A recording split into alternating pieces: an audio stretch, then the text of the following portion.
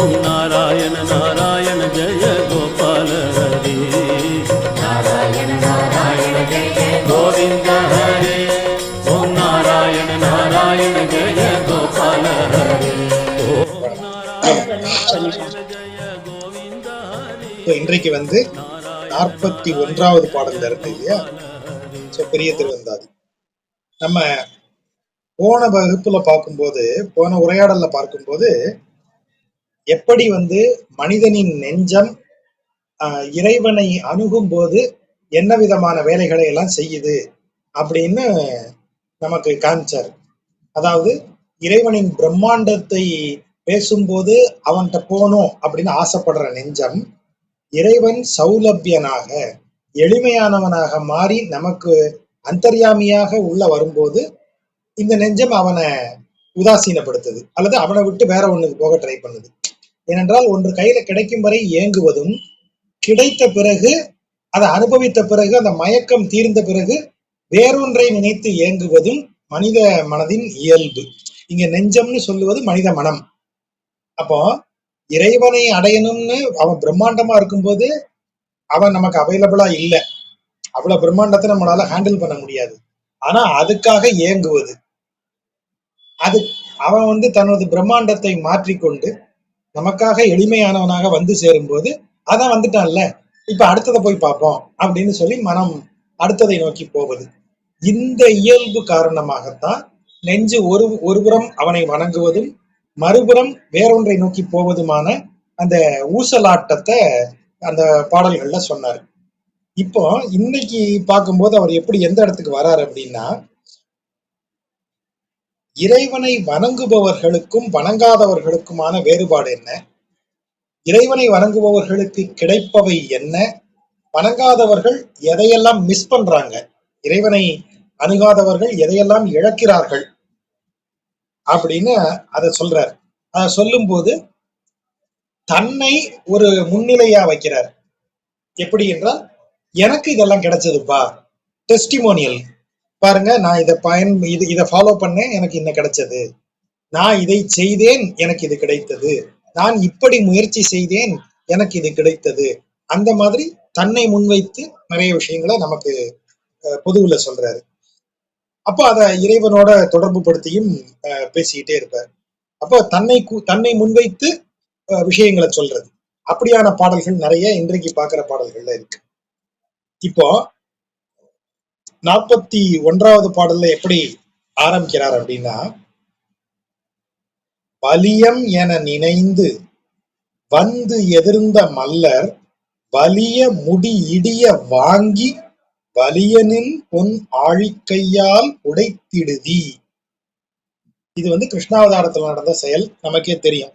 கம்சனின் அவைக்கு கிருஷ்ணன் வரும்போது சானூரன், முஷ்டிகன் என்கிற யாராலும் வெல்ல முடியாத இரு மல்லர்கள் கம்சன்ட்ட இருக்கிறாங்க. அவங்க 2 பேரையும் கிருஷ்ணர் மேலையும் பலராமர் மேலையும் ஏவி விடுறான் கம்சன். அவங்க மல்யுத்தம்னா வெறும் கேம் கிடையாது, லைஃப் ஆர் டெத் அப்படிங்கிற மாதிரி. அது அப்படிப்பட்ட மல்யுத்தம். ஜெயிக்கிறவன் உயிரோட இருப்பான், தோத்தவன் செத்து போயிருவாங்கிற மாதிரியான கேம். அந்த கேம்ல இறக்கி விடுறான். அப்பதான் சானூரனும் முஷ்டிகனும் வரும்போது அந்த மல்லர்களை இவங்க அடிச்சு காலி பண்ணிடுறாங்க, பலராமனும் கிருஷ்ணரும். அததான் இங்க சொல்றாரு. வலியம் என நினைந்து வந்து எதிர்ந்த மல்லர். மல்லர்கள் எப்படி வராங்க, நாம் தான் வலியவர்கள், நம்மை விட வலியவர்கள் இல்லை என்று எண்ணிக்கொண்டு, அதான் வலியம் என நினைந்து. வலியம் என்றால் வலியோம், நாமே வலிமை உடையோம், அதுதான் வலியம்னு வருது. நாமே வலிமை உடையோம் அப்படின்னா என்ன அர்த்தம்? அந்த வார்த்தை வருதா, அப்ப ஏகாரம் போட்டாலே ஐ ஆம் த ஒன்லின்னு அர்த்தம். வலியோம், நாங்களே வலியவர்கள், நாங்களேனா வேற எவரும் இல்லைன்னு அர்த்தம். அப்படி நினைத்து கொண்டு வந்த மல்லர்களை வலிய முடி இடிய வாங்கி, வாங்கினா அவர்களை அடித்துன்னு அர்த்தம். அவங்கள இறக்கி, கீழே இறக்கி, தாழ்த்தி அப்படின்னு அர்த்தம். எப்படி? அவங்களுடைய வலிமையான முடினா தலைன்னு ஒரு பொருள் உண்டு. இங்க என்ன பொருள் எடுக்கணும்னா, இதுவரை எவராலும் வெல்ல முடியாதவர்கள்ங்கிற ஒரு முடிசூடா மன்னர்களாக விளங்கினார் அப்படின்னு சொல்றான் இல்லையா. இப்ப டெண்டுல்கரை சொல்லும்போது என்ன சொல்லுவாங்க, கிரிக்கெட்டில் முடிசூடா மன்னராக விளங்கினார். அப்ப அவருடைய முடி என்ன, கிரிக்கெட்ல அவர் என்ன எப்ப பார்த்தாலும் கிரீடத்தை வச்சுட்டு வருவாரா? அப்படின்னா என்ன பொருள், அவர் விளையாடிய காலத்தில் அவர் அவரை விட சிறந்த விளையாட்டு வீரர் இல்லைங்கிற அளவில் அவர் இருந்தார், அவரே முதன்மையானவராக இருந்தார். அந்த பொருள்ல அவருக்கு இணையாக எவரும் இல்லைன்னு இருந்தது தான் அப்படி சொல்றாங்க. அத மாதிரி இங்க இந்த மல்லர்கள் இருவரும் தமக்கு இணை எவரும் இல்லை என்ற முடிசூடி கொண்ட அளவிற்கு இருந்தவர்கள். அதை இடி போல அடிச்சு நொறுக்குனா நம்மாளு வலிய முடி வலிமையால் முதன்மையானவர்களாக இருந்தவர்கள் அவங்க. அதை இடிய வாங்கி அது நொறுக்கும்படி அதை உடையும்படி செய்து, எப்படி செய்தான் அதை, வலியனும் பொன் ஆழிக்கையால் புடைத்திட்டாய், உனது வலிமையான சக்கரம் ஏந்தும் கையால். திரும்ப திரும்ப பாருங்க, ஆழிக்கையால்னு சொல்றான், தர்ம சக்கரம், அது தர்மத்தை நிலைநிறுத்தும் உனது கரங்கள்னு பொருள் எடுத்தோம்னா சரியா வரும். அப்போ கையில் ஆழி சக்கரம், சக்கரத்தை ஏந்தி இருக்கும் உனது தடக்கையால், உனது வலிமையான கையால் அவர்களை புடைத்தாய். அவர்களை புடைத்து வலியவர்களே தாம் தான் வலியவர்கள் என்று நினைத்துக் கொண்டிருந்த அவர்களது தனித்தன்மை வாய்ந்த பெருமை உடையும்படி செய்தாய், அடிச்சு அவங்க நொறுக்குன. இத பார்த்த உலகம், அதாவது ரெண்டு பேர், பட்டர்பிரான் ஒருத்தர் சொல்றாரு, இன்னொருத்தர் உடைய உரை பெரியவாச்சான் பிள்ளை உரை ஒரு மாதிரி இருக்கு. என்ன சொல்றாரு, கீழாதே பல்நாளும் நிற்கும் இப்பார். கீழ்தல் என்றால் பிளந்து போறதுன்னு அர்த்தம். அப்ப கீழாதே, கீழாமல், பிளந்து போகாமல், பல்நாளும் நெடுநாட்கள் இப்பார் நிற்கும், இந்த உலகம் நிற்கும்பா அப்படின்னு ஒரு பொருள். அந்த பொருள் என்ன சொல்றாரு பாருப்பா, தவறு செய்தவன் வந்தா எங்காளு வந்து தன்னுடைய தர்ம சக்கரம் ஏந்திய கைகளால் அவங்களை அடிச்சு காலி பண்ணி நிற்பான், தவறுகளை அவன் இல்லாமல் ஆக்குவான். அந்த தவறு தனக்கு இணை எவரும் இல்லைன்னு ரொம்ப கம்பீரமா நிற்கும், தனது வலிமை மேல் நம்பிக்கை கொண்டு அந்த தவறு நிற்கலாம். ஆனா எங்காளு கையில் சக்கரம் ஏந்தியவன், அவன் அடிச்சானா அது இல்லாம போயிடும். ஆகவே இந்த உலகம் நீண்ட நாள் வாழும், ஒன்னும் இந்த உலகம் அழிஞ்சிராது, அவன் இருக்கான், இந்த உலகத்தை நிலைநிறுத்துவதற்கு அவன் இருக்கிறான்ங்கிற பொருள்ல எடுக்கலாம். இன்னொரு பொருள் வந்து எப்படி எடுக்கிறாங்கன்னா, ஏண்டா நீ பாக்குற, இந்த உலகம் பாக்குது, கம்சனுடைய மல்லர்கள் மிக பெரிய உருவம் படைத்தவர்கள், பல மல்யுத்தங்களிலும் கலந்து கொண்டு பலரையும் வென்ற பயிற்சியுடையவர்கள். ஆனா வந்து நிக்கிற ரெண்டு பேரும் பாலகர்கள், சின்ன பசங்க, டீனேஜ் பசங்க. ஏண்டா நீ அவ்வளவு பெரிய மல்லரை கொண்டு போய் ஒரு டீனேஜ் பாய்கிட்டியாடா விடுவ? ஒரு நியாயம் வேண்டாமா? நீங்க யோசிச்சு பாருங்க, ஒரு 13-14 வயசு பையன் பேட்டிங் பண்றான், நீங்க பும்ராவை கொண்டாந்து பவுலிங் போட சொன்னீங்கன்னா என்ன அர்த்தம்? அந்த மாதிரி இருக்குது. அதை பார்க்கிற உலகம் ஒண்ணுமே பண்ணலையே, எப்படியா அதை செய்தன்னு கம்சனை கேட்கலையே. இந்த உலகம் அந்த இப்படி நடக்குதே இறைவனுக்குன்னு வயிறறிஞ்சு அப்படியே வயிறு வெடிச்சு போற அளவுக்கு ஆகலையே அப்படின்னு இன்னொரு உரையாசிரியர் சொல்றாரு. அது கொஞ்சம் பொருத்தம் இல்லாம இருக்கு. எனக்கு பொருத்தமாக தோணுவது என்ன என்றால், உனது வலிமையான கையால், எப்படிப்பட்ட வலிமை வந்துகிறது அந்த கைக்கு, சக்கரத்தை ஏந்தும் கைன்னு சொல்லி இருக்கிறதுனால தர்மத்தின் வலிமையால் நீ அநியாயம் செய்பவர்களை புடைக்கிறாய். ஆகவே இந்த உலகம் வெடித்து விடாமல் பல நாளும் உறுதியாக நிற்கும் அப்படின்னு சொல்றதுதான் பொருத்தமா தெரியுது என்னுடைய பார்வையில். அடுத்த பாட்டுல இறைவனுக்கு இணை வைக்க கூடாது. இப்போ முதல்ல என்ன சொன்னார் இந்த பாட்டுல, வலியம் என நினைந்துன்னு சொல்லும் போது நமக்கு சொல்லக்கூடிய ஒரு குறிப்பு என்னவென்றால், இந்த உலகத்துல ஒரு காரியம் நடக்கும்போது நல்லது கெட்டதுன்னு நீ பார்த்து ரொம்ப எல்லாம் குழப்பிக்காத, அது இறைவனுடைய கணக்கு, அவன் பார்த்துப்பான். தவறு நடந்தால் எப்படி சரி பண்ணணும்னு அவனுக்கு தெரியும். ஆகவே இறைவன்கிட்ட உலகத்தின் பாட விடு, நீ உலகத்தை பத்தி ரொம்ப ஓவராலாம் கவலைப்படாத என்று சொல்லிவிட்டு அடுத்த பாட்டுல என்ன சொல்றாரு, அவனை தவிர வேறு எவருக்கும் இங்கு இந்த உலகத்துல இடமில்லை, அவன் ஒருவனே இறைவன், நாராயணனே பரதெய்வம் இப்படி சொல்றாரு. எப்படி சொல்றாரு? பார் உண்டான், உலகை உண்டான். பார் உமிழ்ந்தான், உலகை மீண்டும் உருவாக்கினான். பார் இடந்தான், இடந்தல் என்றால் நெம்பி தூக்குற ஆக்ஷனுக்கு பேரு இடந்தல் அப்படின்னு பேரு. அப்போ வராக அவதாரமாக வந்து அண்டவெளியில் அண்டத்தில் இருக்கக்கூடிய கடலில் ஆவரண கடல்னு பேர் அதுக்கு. ஆவரண கடலின் அடியில் புகுத்தி வைக்கப்பட்டிருந்த பூமி பந்தை அவன் வராக அவதாரம் எடுத்து தனது தேற்றை பற்களால் மூக்கின் மேல் தூக்கி வைத்தான். அதுதான் பார் இடம்தான். பார் அளந்தான், வாமனனாக வந்து திருவிக்கிரம அவதாரமாக மாறி இந்த உலகை தனது இது பாதங்களால் அளக்கிறான். அதான் பார் அளந்தான். பார் இடம் முன் படைத்தான். பார் இடம் அப்படின்னா என்ன அர்த்தம்?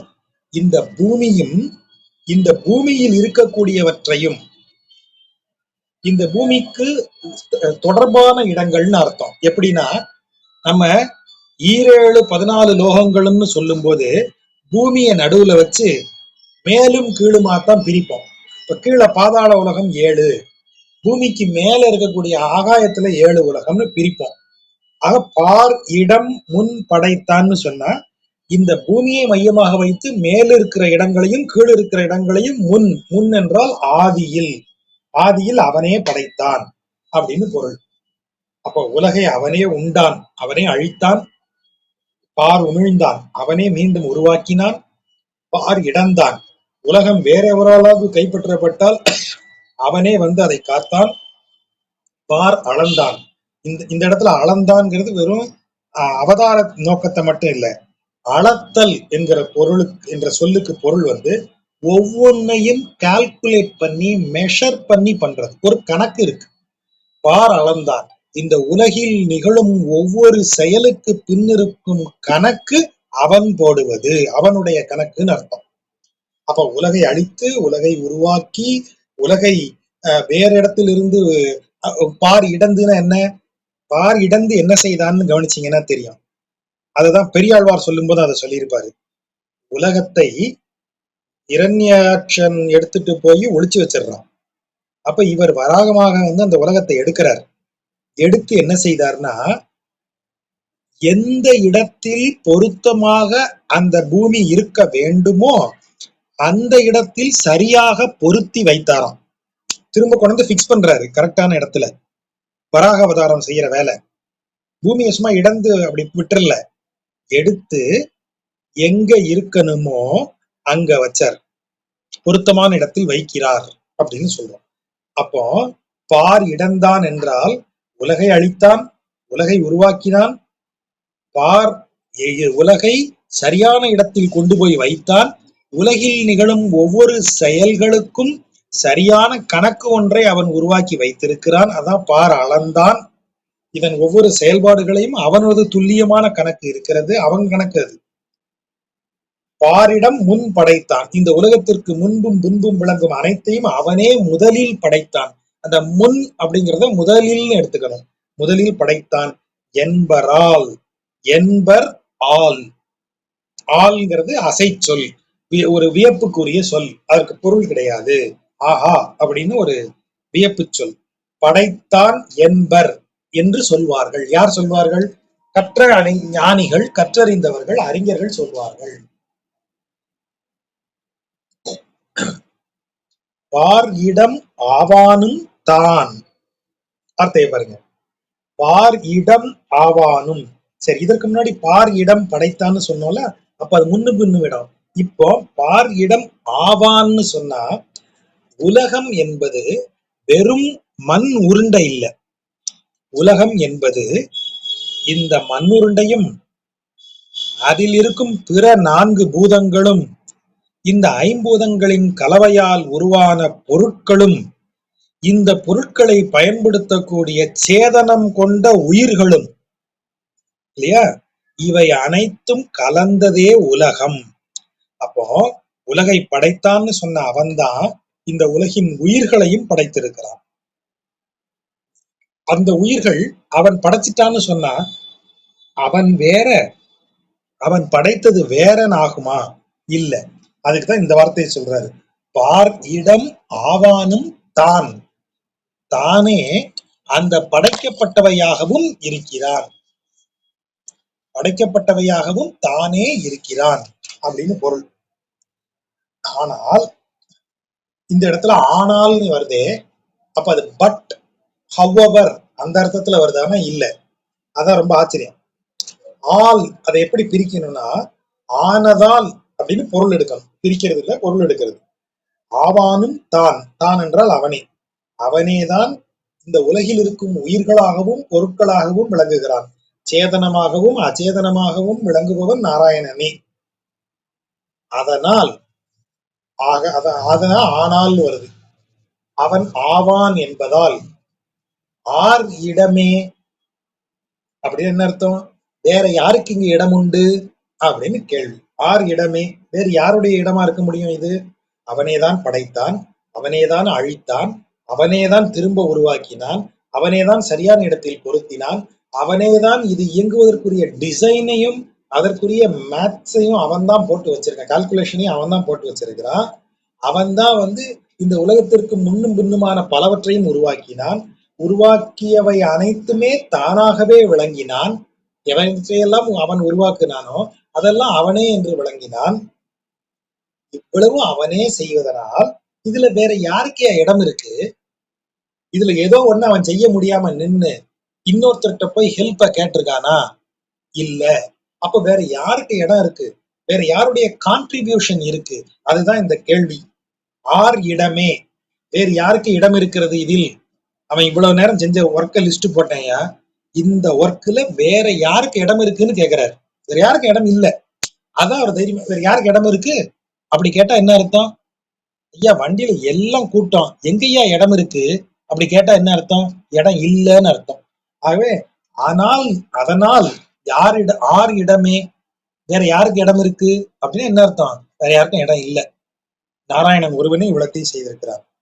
மற்றொருவருக்கு ஆவான் புகாவால் அவை. அவை எவை? மேலே சொன்ன எல்லா ஒர்க்கும். பார் உண்டான் உமிழ்ந்தான் இழந்தான் அளந்தான் படைத்தான் இடம் ஆவான், இதெல்லாம் தான் அவை. அவை மற்றொருவருக்கு ஆவான் புகா. இந்த புகாவால்ங்கிறது புகா பிளஸ் ஆல் அப்படின்னு பிரிக்கணும். இந்த ஆல் என்னது? அது இந்த அசை சொல். புகா அப்படின்னா என்ன? பலவின்பால் எதிர்மறை வினைமுற்றுன்னு அதற்கு இலக்கண குறிப்பு. பலவின்பால்னா என்னது? புகா என்றால் நிகழாது, அதாவது வாய்ப்பே கிடையாதுன்னு அர்த்தம். எதுக்கு வாய்ப்பு கிடையாது? அவை மற்றொருவருக்கு புகா ஆவான். மற்றொருவர் புக முடியாது, புகா ஆவான், புக முடியாதவன் ஆகும். அப்படின்னா என்ன அர்த்தம்? வேற ஒருத்தன் புக முடியாத விஷயம்பா இதெல்லாம். அதுக்குள்ள எவனும் நுழைய முடியாது, அதுதான் பொருள். அவை மற்றொருவருக்கு புகாவால் ஆவான். இன்னொருத்தனால இதை செய்து முடிக்க இந்த விஷயத்துக்குள்ள நுழையவே முடியாது அப்படின்னு அர்த்தம். அப்ப இதன் வழியாக அவர் சொல்வது என்ன? இறைவன் ஒருவனே, நாராயணன் ஒருவனேன்னு அந்த இடத்துல நம்ம பொருள் எடுக்கணும். எல்லா தெய்வத்துக்கும் இதை போட்டுக்கலாம். அதான் நம்மாழ்வாரோட சிறப்பு. பார் உண்டான் உமிழ்ந்தான் இடந்தான் அளந்தான் சொல்லும் போது அது நாராயணனை குறிப்பதாக அமைகிறது. ஏனென்றால் பார் இடம்தான் பார் அளந்தான்ங்கிறது நாராயணனுடைய அவதார இதெல்லாம் வியூகத்தினுடைய செயல்பாடுகள் இல்லையா, வியூக நிலை செயல்பாடுகள். ஆகவே இப்படியாக இதை இவர் அவன் ப்ரூவ் பண்றார். நாராயணனே ஒரே தெய்வம், வேறு தெய்வம் அவனுக்கு இணை வைக்க முடியாதுங்கிறத நம்மளோட இந்த பாடல்ல சொல்றார். அவயம் என நினைந்து வந்த சுரர் பாலே நவையை நளிர்விப்பான் தன்னை. அபயம் என்றால் அபயம்ங்கிற வடமொழி சொல் நமக்கு ஏற்கனவே பார்த்திருக்கோம் இல்லையா? வடமொழியில பா வர்ற இடத்துலதான் தமிழ்ல வா வந்துடும். அப்படியாக அபயம், அபயம்ங்கிற வடமொழி சொல்லுக்கு என்ன பொருள்? சரணாகதி. அபயம் என்றால் இது என்னது? சரண் புகுதல். அப்போ அபயம் என நினைந்து இறைவனிடத்தில் சரண் புக வேண்டும் என்று நினைத்து வந்த சுயம். இதுல ஒரு வார்த்தைய நம்ம கவனிக்கணும். வடமொழி சொல் சரணம்ங்கிறதும் வடமொழி சொல் தான். சரணடைதல்ங்கிறதுக்கும் அபயம்ங்கிறதுக்கும் என்ன டிஃபரன்ஸ் அப்படின்னு கேட்டா வடமொழி இலக்கியத்துக்கு போவோம். முன்னாடி சேர்த்தா அது எதிர்மறை. சுரர் என்றால் தேவர்கள், சுரம் என்றால் என்ன, அந்த முறைப்படி ஒழுகுபவர்கள்ங்கிற பொருள். அப்ப சுரர் ஒரு முறைப்படி இருப்பவர்கள். அசுரர் அசுரர் முன்னாடி சேர்த்துடுறோம். அப்ப அவன் முறைப்படி இல்லாதவன். ஒரு ஒரு ஒரு முறை அதை ஏற்கனவே போன ஏதோ ஒரு பாட்டுல பார்த்தோம் இல்லையா, யாதானும் தேருமா செய்யா அசுரர்களை. ஒண்ணு கூட உருப்படியா செய்ய மாட்டான், எதையுமே முறைப்படி செய்ய மாட்டான், ஒழுங்கா செய்ய மாட்டான். அதான் யாதுமா தேருமா செய்யா, யாதானும் தேருமா செய்யா அசுரரைன்னு அவர் இந்த 32வது பாட்டுல சொல்லியிருக்காரு இல்லையா. அப்படி கணக்கு போட்டீங்கன்னா சுரர்ங்கிறதுக்கு அசுரர் அந்த பொருள் வருது. அப்போ பயம் அப்படிங்கிற சொல்ல எடுப்போம். பயம் வடமொழி சொல் தான். பயம் என்றால் என்ன, இன்னொருவனால் நான் தாக்கப்படுவேனோ, ஏதோ ஒன்றால் நான் பாதிப்படைவேனோன்னு நீங்க அச்சம் கொள்வதுதான் பயம். தமிழ்ல அச்சம், பயம். சரி, பயத்திற்கு ஆப்போசிட் என்ன, பயத்தை போக்கும் செயல் அபயம். அபயம் அதான். அபயம் இன்னொருத்தர் கொடுக்கலாம். உங்களுக்கு உடம்பு சரியில்லை, பயப்படுறீங்க, யார் அபயம் கொடுப்பா, ஒரு மருத்துவர். அவர் ஒன்னும் கவலைப்படாதீங்க, இந்த மாத்திரையை சாப்பிட்டீங்கன்னா சரியா போயிடும், அப்படி சொல்றதுக்கு பேர் என்ன, அப்ப நமக்கு ஒரு ஆறுதல் இருக்கு. அப்ப மருத்துவர் அபயம் அளித்தார். ரொம்ப பிரச்சனை, கையில பணம் வேணும், ரொம்ப தொழில நெருக்கடியா இருக்கேன். அப்ப திடீர்னு ஒரு பேங்க் மேனேஜர் வர்றாரு, ஒன்னும் பிரச்சனை இல்லை சார், இன்னும் 3 நாள்ல உங்களுக்கு லோன் சாங்ஷன் ஆகி பணம் உங்க அக்கௌண்ட்டுக்கு வந்துடும் சார். இப்ப யார் எனக்கு அபயம் அளிக்கிறார், பேங்க் மேனேஜர். பயத்தை போக்குகிறார், பயம். தமிழ்ல அதற்கு சரியான சொல் இருக்கு. அது முன்னால சமண முனிவர்கள் தங்களுக்குன்னு ஒரு இடம் வச்சிருப்பாங்க மன்னர்கள்ட்ட கேட்டு. அது ஒரு மலை பிரதேசமா இருக்கும், பெருசா பசுமை இல்லாத இடமா தான் இருக்கும் பெரும்பாலும். அந்த இடத்துல மன்னரது தண்டனைக்கு பயந்தோ அல்லது வேற நாட்டில இருந்து ஓடி வந்தவங்களோ அந்த இடத்துக்கு வந்துட்டாங்கன்னா, சமண முனிவர்களது எல்லைக்குள்ள வந்துட்டாங்கன்னா, சமண முனிவர்கள் அவங்களுக்கு உயிர் பிச்சை அளிப்பார்கள், அதாவது அவங்கள காப்பாத்துவாங்க. மன்னன் அங்க அவங்கள தண்டிக்க மாட்டான். அப்படி மன்னன் அவங்களை ஏதாவது செஞ்சான்னா, இவங்க போய் அரண்மனைக்கு முன்னாடி உட்கார்ந்து தங்களை தாங்களே நெருப்பு வைத்துக் கொண்டு இறந்து போயிடுவாங்க. மன்னன் கண்ணு முன்னாடி இறந்து போவாங்க. ஒரு துறவி மரணிப்பது நாட்டுக்கு நல்லது இல்லை. அதனால மன்னர்கள் இந்த துறவியர் யாருக்கு புகழ் கொடுத்திருக்கிறார்களோ அந்த புகழ் கொடுத்தவர்களுக்கு இவங்க ஒண்ணும் செய்ய மாட்டாங்க. ஆகவே அந்த இடத்துக்கு அஞ்சினான் புகலிடம்னு தமிழ்ல பேரு. அஞ்சினான் புகலிடம், எதற்கோ அஞ்சுகிறவன் புகலிடமாக சேரும் இடம், புகுந்து கொள்வது. அப்ப அபயம்ங்கிறதுக்கு இந்த அஞ்சினான் புகலிடம்ங்கிறது தான் சரியான சொல்ல இருக்க முடியும். அபயம்ங்கிறதுக்கு அஞ்சினான் புகலிடம்னு வச்சுக்கலாம். யார்கிட்ட நீ அபயம் கோருகிறாய், பெருமாள்கிட்ட அபயம் கோருகிறாய். இந்த இடத்துல ஏன் அபயம்னு போட்டாங்க, ஏன் சரணம்னு போடல? தன்னை உணர்ந்து உலகில் வேறு எதுவும் தனக்கு இணையில்லை என்பதை உணர்ந்து ஒருவன் இறைவனின் திருவடியை நாடினால் அது சரண் புகுதல். ஒருத்தன் பயமுறுத்துனா என்னைய காப்பாத்துங்கன்னு ஓடி போய் நீ பெருமாள்கிட்ட நிக்கிறன்னா பயத்தை போக்கிக்கிறதுக்கு தான் நிக்கிறியே தவிர, பயத்தை போக்கிக்கிறதுக்கு தான் ஐயா உங்களை விட்டா வேற யாரும் இல்லைன்னு போய் நின்னையே தவிர, நீ இறைவனின் திருவடிகளை அடைய வேண்டும், இந்த இந்த வாழ்க்கையை விட்டுவிட்டு இறைவனது திருவடிகளில் கலக்கணுங்கிற எண்ணம் உனக்கு இல்லை. ஆகவேதான் அபயம்ங்கிற சொல்லுக்கு அபயம் என்கிறத பயன்படுத்தி இங்க போட்டாரு. தேவர்கள் கேட்கறதுனால அது அபயம் தான். தேவர்கள் என்ன கேட்கறாங்க, பலமுறை பார்த்திருக்கோம். அசுரன் தொல்லை பண்ணுவான், இவங்க நேர பெருமாளை போய் பார்க்கடல்ல பார்க்கக்கூடியவங்க. பாவி, அப்படி நேர்ல போய் பார்க்கடல்ல அவரை பார்க்க முடியுதே, உன் திருவடிகளில் இடம் கொடுன்னு கேட்க வேண்டாமா? நீ என்ன கேட்ப, இந்த அசுரனை துரத்தி விடுங்க, நாங்க பழையபடி சொர்க்கத்துல ஹாப்பியா இருப்போம் சார் தானே கேக்குற. அப்ப நீ பயத்தை நீக்குவதற்கு மட்டும்தான் இறைவன்கிட்ட போன. அதனாலதான் அபயம் என நினைந்துங்கிற வார்த்தையை கரெக்டா, நினைந்து, அதுதான் உன் மனசு, உன் இன்டென்ஷன் அதுதான் தெளிவா சொல்லிட்டாரு. அபயம் என நினைந்து வந்த சுரர் பாலே, பாலே என்றால் அவர்கள் சார்பாக, நவையை, நவைனா என்ன, எது அவர்களுக்கு குற்றமாக இருக்கிறதோ, குற்றம்னா இந்த இடத்துல என்ன பொருள்? எது அவர்களுக்கு துன்பம் தருகிறதோ, ஏதோ ஒன்று துன்பம் தந்ததாலதானே அவன் அபயம்னு வந்தான். அந்த நவையை, அந்த குற்றத்தை நளிர்விப்பான். நளிர்வித்தல் என்றால் இதனுடைய இந்த பொருள் என்ன? இங்க இருக்கிற பொருள் அதை தீர்த்தல், அந்த குற்றத்தை தீர்த்தல். தனிப்பொருள் எடுத்தோன்னு வைங்க, நளிர்து என்றால் குளிர்துல நடுங்கிறது. நளிர்விப்பான் அப்படின்னா அந்த குற்றத்தை நடுங்க வச்சிருவான்னு அர்த்தம். அவர் பேரை கேட்டவுடன் திருடர்கள் எல்லாரும் நடுங்கினார்கள் அப்படின்னா நிஜமாவே கிடுகிடுன்னு ஆடுனாங்கன்னு அர்த்தமா? அவர் கடுமையா நடவடிக்கை எடுப்பாருன்னு சொல்லி இந்த திருடங்க எல்லாம் பயந்தாங்க, ஓடிடுவாங்க அவர் பேரை சொன்னாலே, அப்படி அர்த்தம். அது மாதிரி நவையை நளிர்விப்பான், குற்றத்தை நடுங்கச் செய்வான். யாருக்காக? அபயம் என்று நினைத்து தன்னை வந்து கேட்ட சுரர்களின் சார்பாக அவர்களுக்கு குற்றமாக விளங்குவதை அவன் போக்கி அருள்வான். அப்படிப்பட்டவனை நளிர்விப்பான் தன்னை கவையில் மனத்து உயர வைத்திருந்து. கவையில் மனத்து வார்த்தையை நல்லா கவனிங்க. கவைனா என்ன? கவையாகி கொம்பாகி காட்டகத்தை நிற்கும்னு ஒரு பாட்டு இருக்கு. நாலடியாரா அவையார் பாட்டான்னு ஞாபகம் இல்லை எனக்கு. கவை என்றால் கிளைன்னு அர்த்தம். ஒரு மரம் இருக்கு, இந்த இந்த கவை ஒய் வடிவில விரிஞ்சு வந்துறதுதான் தமிழ்ல கவட்டைன்னு சொல்றது. இப்ப அது என்னமோ ஒரு கிராமத்து பாஷையாக, ஒரு அன்பார்லிமெண்டரி வேர்டு மாதிரி அதை ஆக்கி வச்சுட்டாங்க. கவட்டை கவட்டைன்னு சொல்லி. கவட்டைங்கிறது இப்ப நம்ம ரெண்டு காலையும் இப்படி நீட்டி விரிச்சோன்னு வைங்க, ஒரு வி மாதிரி வருதா? நம்ம இடுப்பிலிருந்து ரெண்டு காலும் கிளை மாதிரி பிரியுதா? ஆகவேதான் இந்த ரெண்டும் பிரியற இடத்த கவட்டைன்னு சொல்றது.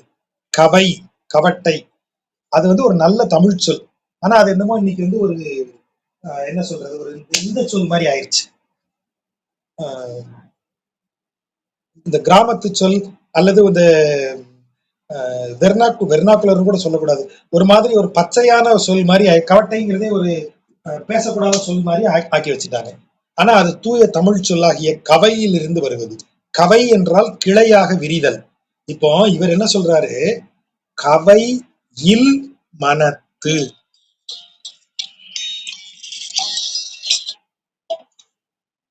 மன்னிக்கணும், அது ஒரு கால் வந்துருச்சு. கவை இல் மனத்து அப்படின்னு சொல்றாரு. அப்போ கவை இல் மனம்னு ஏன் சொல்லணும்? கிளை மரமானது எப்படி வளரும்? கிளை பரப்பி வளரும். கண்ணாப்புனான்னு எல்லா டைரக்ஷன்லயும் கிளை போயிருக்கும். இப்போ வேப்ப மரத்தினுடைய கிளை கிழக்கு திசை நோக்கியே வளரும்னு சொல்ல முடியுமா நம்மளால? ஒரு கிளை கிழக்கு பார்த்தா, ஒரு கிளை மேற்க பார்த்து வளரும், ஒரு கிளை தெற்க பார்த்து வளரும், இன்னொன்னு வடகிழக்கை பார்த்து வளரும். வெவ்வேறு திசைகளில் சிதறி வளர்வதுதான் கவை கிளை. இப்ப தென்னை மரமோ பனை மரமோ எப்படி வளரும்? அதான் கவையில். கிளை இல்லாத மரம், ஒற்றை மரம், ஒரு தண்டாக நேர மேல் நோக்கி வளரும். தென்னை மரம் உயரமாக வளர்கிறது, பனை மரம் உயரமாக வளர்கிறது. ஏன் அந்த இரு மரங்களும் உயரமாக வளர்கின்றன? ஏனென்றால் இரு மரங்களும் கிளை பரப்பாமல் வளர்வதால் நேர மேல நோக்கி வளருது. அப்ப கவையில் மனம் என்றால் என்ன? ஒரு மனம் வேறு ஒவ்வொன்றை பற்றி சிந்திக்காமல் இறைவன் ஒருவனை பற்றி மட்டுமே சிந்தித்து அதை மாதிரியே இருக்கக்கூடிய மனம்தான் கவையில் மனம். கிளைத்து கிளைத்து போகாத மனம். ஒரு மனம் எப்படி சிந்திக்கும் அப்படின்னா, அதுக்குதான் யோகத்தினுடைய முதல் பாடல், பதஞ்சலி யோக சூத்திரத்தினுடைய முதல் பாடலை என்ன சொல்லும்? சித்த விருத்தி நிரோதன்னு சொல்றான். அப்படின்னு என்ன அர்த்தம்? சித்தம் என்பது விருத்தி ஆயிட்டே போகும். நமது மனத்தினுடைய வேலையே எண்ணங்களை பெருகச் செய்து கொண்டே இருப்பது. எண்ணங்கள் பெருகிக்கிட்டே போகும். அப்படி பெருகி கொண்டே போகிற எண்ணங்களைத்தான் நம்ம மென்ஷன் பண்றோம். அப்போ அதான் விருத்தின்னு சொல்றது வடமொழியில. பெருகி கொண்டே செல்லுதல், சித்தத்தின் இயல்பு பெருகி கொண்டே செல்லுதல். அதுதான் ஒரு மரம் கிளை விடுவது போல. ஒரு கிளை, அந்த கிளையிலிருந்து இன்னொரு கிளை, அந்த கிளையிலிருந்து இன்னொரு கிளை, அப்படித்தானே போகும் மரத்தினுடைய வளர்ச்சி. அப்ப சிந்தனையும் அதே மாதிரிதான் போயிடும். அதனாலதான் எனது சிந்தனை கிளைத்து சென்றதுன்னு ஒரு வேர்டு தமிழ்லயே இருக்கு. அவனது எண்ணங்கள் கிளைத்து சென்றன, ஒன்றிலிருந்து இன்னொன்று, ஒன்றிலிருந்து இன்னொன்றாக பெருகிட்டே போறது. அதான் தமிழ்லயே அது கிளைத்து செல்லுதல்னு பேரு. அப்ப கவையில் மனம் என்றால் இப்படி ஒவ்வொன்றிலிருந்து இன்னொன்றுக்கு தாவி தாவி செல்லாமல் ஒருமுகப்பட்ட சிந்தனையோடு இருக்கிறேன்னு அர்த்தம். கவையில் மனத்து உயர வைத்திருந்து வாழ்த்தாதார்க்கு, வார்த்தை பாருங்க, வேறு எதை பற்றியும் சிந்திக்காமல் இறைவனை பற்றி மட்டுமே சிந்தித்து அவனை மனதின் உயரத்தில் வைத்து வாழ்த்தாதவர்க்கு உண்டோ மனத்துயரை மாய்க்கும் வகை. அப்படி செய்யாதவர்களுக்கு அவர்கள் மனம் அடையும் துயரை நீக்கும் வழி வேறு உண்டோ, வேற இருக்கா அப்படின்னு என்ன அர்த்தம், வேற இல்லைன்னு அர்த்தம். அதான் அவர் சொல்ற வார்த்தை. ரொம்ப ரொம்ப அருமையான ஒரு ஒரு படிமத்தை கொண்டு வந்து உள்ள போடுறாரு. அதை எப்படி எவ்வளவு அழகா சொல்றாரு, அந்த இமேஜ் எப்படி கொண்டு வந்திருக்காரு பாருங்க. கவையில் மனம், கவையில் மரம் அப்படின்னு தான் ஒரு இமேஜ் நம்ம மனசுல. நெடுன்னு வளர்ந்த ஒரு பனை மரம், நேர வளர்ந்த ஒரு தென்னை மரம், அத மனசுல நினைச்சுக்கங்க. இறை சிந்தனை தவிர வேற எங்கேயும் கிளையே விடாம உயர்ந்து வளர்ந்து, அதனாலதான் அடுத்த வார்த்தை என்ன சொல்றாரு, உயர வைத்திருந்துங்கிறாரு. கவையில் மரம் உயர வளரும். ஆகவேதான் கவையில் மரம் மனத்து உயர வைத்திருந்துங்கிற வார்த்தையை கொண்டாந்து போடுறாரு. என்ன இருந்தாலும் நம்மாழ்வார் திருநெல்வேலிக்காரர், நிறைய பனை மரங்களையும் தென்னை மரங்களையும் பார்த்திருக்கிற ஆள். ஆகவே இந்த வார்த்தையை அவரு சொன்னார்னு உறுதியாக சொல்லலாம். இப்படித்தான் நினைச்சு சொல்லியிருப்பாருன்னு தைரியமா சொல்லிடலாம். வகை சேர்ந்த நல் நெஞ்சும் நாவுடைய வாயும் மிக வாய்ந்து வீழா எனிலும், இந்த வார்த்தையை கவனிக்கிறதுக்கு முன்னாடி, இந்த பாடலுக்குள்ள போறதுக்கு முன்னாடி இன்னொன்று நம்ம தெரிஞ்சுப்போம். நம்ம ஏற்கனவே பார்த்ததுதான், பல முறை பேசியதுதான். கரண கலேபரத்தோடு இந்த உயிரை உடலுக்குள் புகுத்தி விடுகிறார் பெருமாள். அதான் பிறவி. பிறவி கொடுக்கும்போது என்ன செய்கிறார், ஆத்மாவை பிடிச்சி கரண கலேபரத்தோடு இருக்கக்கூடிய ஒரு உடலுக்குள்ள இணைச்சு அனுப்பிடுறார். எது கரணம், அந்த கரணம்னு சொல்றது நம்ம உடலுக்குள் இருக்கக்கூடிய உணர்வு. இப்ப பார்வை அப்படிங்கிறது ஒரு உணர்வு, கேள்வி ஒரு உணர்வு, பார்த்தல் ஒரு செய்கை, கேட்டல் ஒரு செய்கை, தொடுதல் ஒரு செய்கை, தொடு உணர்வுங்கிறது ஒரு கரணம், உள்ள இருக்கிற ஒன்று இல்லையா. அதுக்கு பொருள் கொடுக்கும்ல. இப்போ இறந்து போனவருக்கு கண்ணு இருக்கு, அது பாக்குதா, இல்ல. அப்போ அந்த கரணம், அந்த கரணம் இல்லை. இப்போ என்னை ஒருத்தர் இப்படி தொடராரு, பின்பக்கம் வராரு, கண்ணை மூடி இருக்கேன் நான், என்னை இப்படி ஒருத்தர் தொடராரு. எனக்கு தொடும் போதே இது என் மனைவி தொடர்றதா, என்னுடைய மகன் தொடுவதா, எனது தாய், என்ன அம்மா தொடுவதான்னு எனக்கு ஒண்ணு தெரியுது இல்ல, அந்த டச்சில் இருந்து. அப்ப அந்த தொடுதலாகிய செயலுக்கு ஒரு பொருளை கொடுக்கக்கூடிய ஏதோ ஒன்று உள்ள இருக்குல்ல, அதுதான் அந்த கரணம். அதுக்கு அந்த செயலுக்கு பொருளை கொடுப்பது, அந்த செயலுக்கு தூண்டுதலாக அமைவது அந்த அந்த கரணம், அததான் கரணம். கலேபரம்ங்கிறது அதுக்கான கருவி. இப்ப தொடுதல் ஒண்ணு செய்யணும்னு வைங்க, எனக்கு கை என்கிற ஒரு கருவி வேணும். ஒருத்தரை பாக்குறேன்னு சொன்னா, அப்ப சினிமா பார்க்கணும்னு எனக்கு ஒரு எண்ணம் உள்ள வருது இல்ல, அது அந்த கரணம். பார்க்கறதுக்கு கண்ணை பயன்படுத்துறேன், கருவி, அந்த கலேபரம். இப்ப கருவியையும் கலேபரத்தையும் கொடுத்து பெருமாள் உடம்புக்குள்ள அதெல்லாம் கொடுத்துட்டாரு, கொடுத்து இறக்கி விட்டாரு. யோ, என்னையா இப்படி அநியாயமா இப்படி என்னை இறக்கி விட்டிய அந்த உலகத்துல, இந்த உலகம் பூரா ஒரே சிக்கலால இருக்கு, சம்சார கடலா இருக்க, நீ வாட்டு இப்படி இறக்கி விடுறே, நியாயமா அப்படின்னு இந்த ஜீவாத்மா கேக்குது. பரமாத்மா என்ன சொல்லிடுறாரு, பாருப்பா, இது ஒரு விளையாட்டு, இது ஒரு கேம். இந்த கேம்ல ஒரே கண்டிஷன் தான், உனக்கு ஆப்ஷன் ஒண்ணு இருக்கு. ஒண்ணு, இந்த கரண கலேபரத்தை பயன்படுத்தி நீ என்ன வேணாலும் செஞ்சுக்கோ, இந்த உலகத்துல உனக்கு n நம்பர் ஆஃப் ஆப்ஷன்ஸ் இருக்கு, அதுக்குள்ள நீ போய்க்கோ. அப்படி இல்லை என்றால் ஒரே ஆப்ஷன், என்னைய நோக்கி வர்றது. நீ என்னைய நோக்கி வா, நான் உன்னை நோக்கி வந்து உன்னை காப்பாத்திப்பேன். அப்படி இல்லாம நீ வேற பக்கம் போறதா இருந்தா போ, அது உன் இஷ்டம். அந்த ஆப்ஷனை மட்டும் உன்கிட்ட கொடுக்குறேன். மற்றபடி கரணகலேபரத்துக்கான ஆப்ஷன் எதுவும் உனக்கு கிடையாது. எப்படி, என் கை இவ்வளவு வலிமையுடையதாக இருக்க வேண்டும் அப்படின்னு கேட்டுட்டா நாம வரோம்.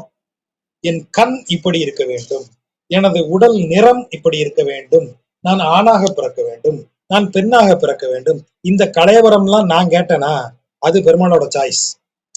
பிறக்கும் போதே காது கேட்கல, கண்ணு தெரியல, இதெல்லாம் கரணங்களினுடைய சிக்கல், அது பெருமாளோட சாய்ஸ்.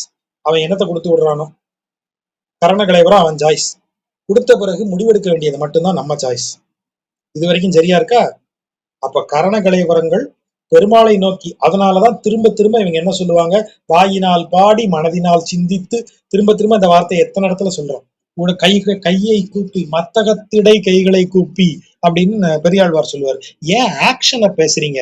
உடலால் அவனை, கலையபரத்தால் அவனை வணங்கு, மனதினால் சிந்தித்து. திரும்ப திரும்ப நெஞ்ச பிடிச்சி பெருமாள்கிட்ட போன்னு ஏன் சொல்றீங்க? அந்த கரணம் அது வேற இடத்த நோக்கி திருப்போம். அப்ப அத பெருமாளை நோக்கி திருப்பணும். அதுதான் இங்க திரும்ப திரும்ப நடக்கிறது. உடலாலும் மனதாலும், உடலை தூண்டும் மனதாலும், மனதால் தூண்டப்படும் உடலாலும் நாம இறைவனை வணங்கணும்ங்கிறதான் திரும்ப திரும்ப ஞாபகப்படுத்திக்கிட்டே இருப்பாங்க எல்லா ஆழ்வார்களும். இந்த இந்த இடம் சரியா இருந்ததா? இப்போ இந்த இடத்துக்கு வாங்க. பகை சேர்ந்த நல் நெஞ்சும். இப்ப வராரு பாருங்க. நல் நெஞ்சு என்றால் என்ன? பகை சேர்ந்த. இப்போ இந்த பூமியில பிறந்த எல்லாரும் இறைவனை வணங்குகிறார்கள். அவங்க மனம் இறைவனை நாடுகிறதா? இல்ல. சிலருக்குத்தான் இறைவனை நாடும் வரம் கிடைக்கிறது. அப்படி இறைவனை நாடும் வகை சேர்ந்த நல் நெஞ்சு, எனது சிந்தனை இறைவனை நாடுவதாக அமைந்து விட்டது. அதுதான் வகை சேர்ந்த, நல்ல வகையை சேர்ந்த நெஞ்சுன்னு அர்த்தம். அதனாலதான் நல்வகை சேர்ந்த நெஞ்சும் அப்படி எடுத்துக்கங்க. அதுக்கு பொருள் சரியா இருக்கும். நாவுடைய வாயும், வாயில நான் இருக்கு, இது என்னையா கண்டுபிடிப்பு? நாவுடைய வாயும்னா என்ன அர்த்தம்? இறைவனின் புகழை பாடக்கூடிய வாய். இறைவனின் புகழ்தான் பேச்சு. அதை தவிர மீதி எல்லாமே வெத்து வீண் பேச்சுதான். ஆகவேதான் நாவுடைய வாய்ன்னு சொன்னா இறைவனின் புகழை பாடும் வாய்ன்னு அர்த்தம். இந்த வாய்ங்கிறது கரணம். சோ எல்லா கரணங்களையும் இது குறிக்கும். நல் நெஞ்சு, வகை சேர்ந்த நல் நெஞ்சு, அது இறைவனை வணங்கும் எண்ணமுடைய மனம். இறைவனை வணங்கும் எண்ணமுடைய மனமும், இறைவனை புகழும் இறைவனுக்காக உழைக்கும் உடல் உறுப்புகளும் மிக வாய்ந்து வீழா. வார்த்தையை கவனிங்க. அது அதுவாகவே இயல்பாக வந்து அப்படி அமையாது. மிக வாய்ந்து வீழா, அவ்வாறாக அமையாது. எனிலும், அப்படி அமையாது என்றாலும். ஏன் அப்படி சொல்றாரு?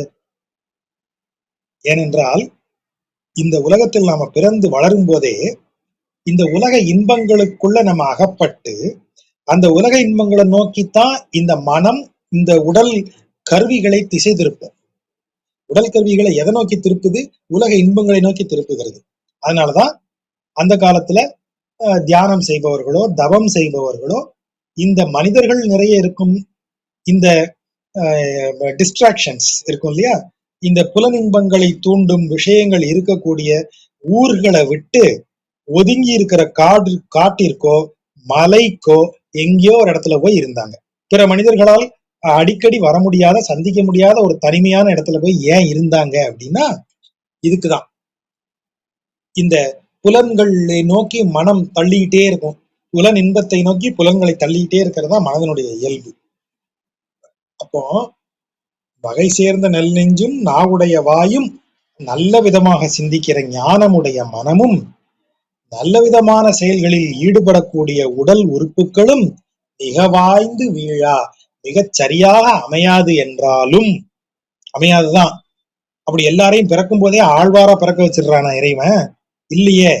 அப்படி வீழாது எனிலும், அப்படித்தான் அது மேட்ச் ஆகாது, சரியா உட்காராதியா இருந்தாலும் மிக ஆய்ந்து, உனக்குதான் அறிவை கொடுத்திருக்கானே ஆண்டவன், அதை வைத்து ஆராய்ச்சி பண்ணு.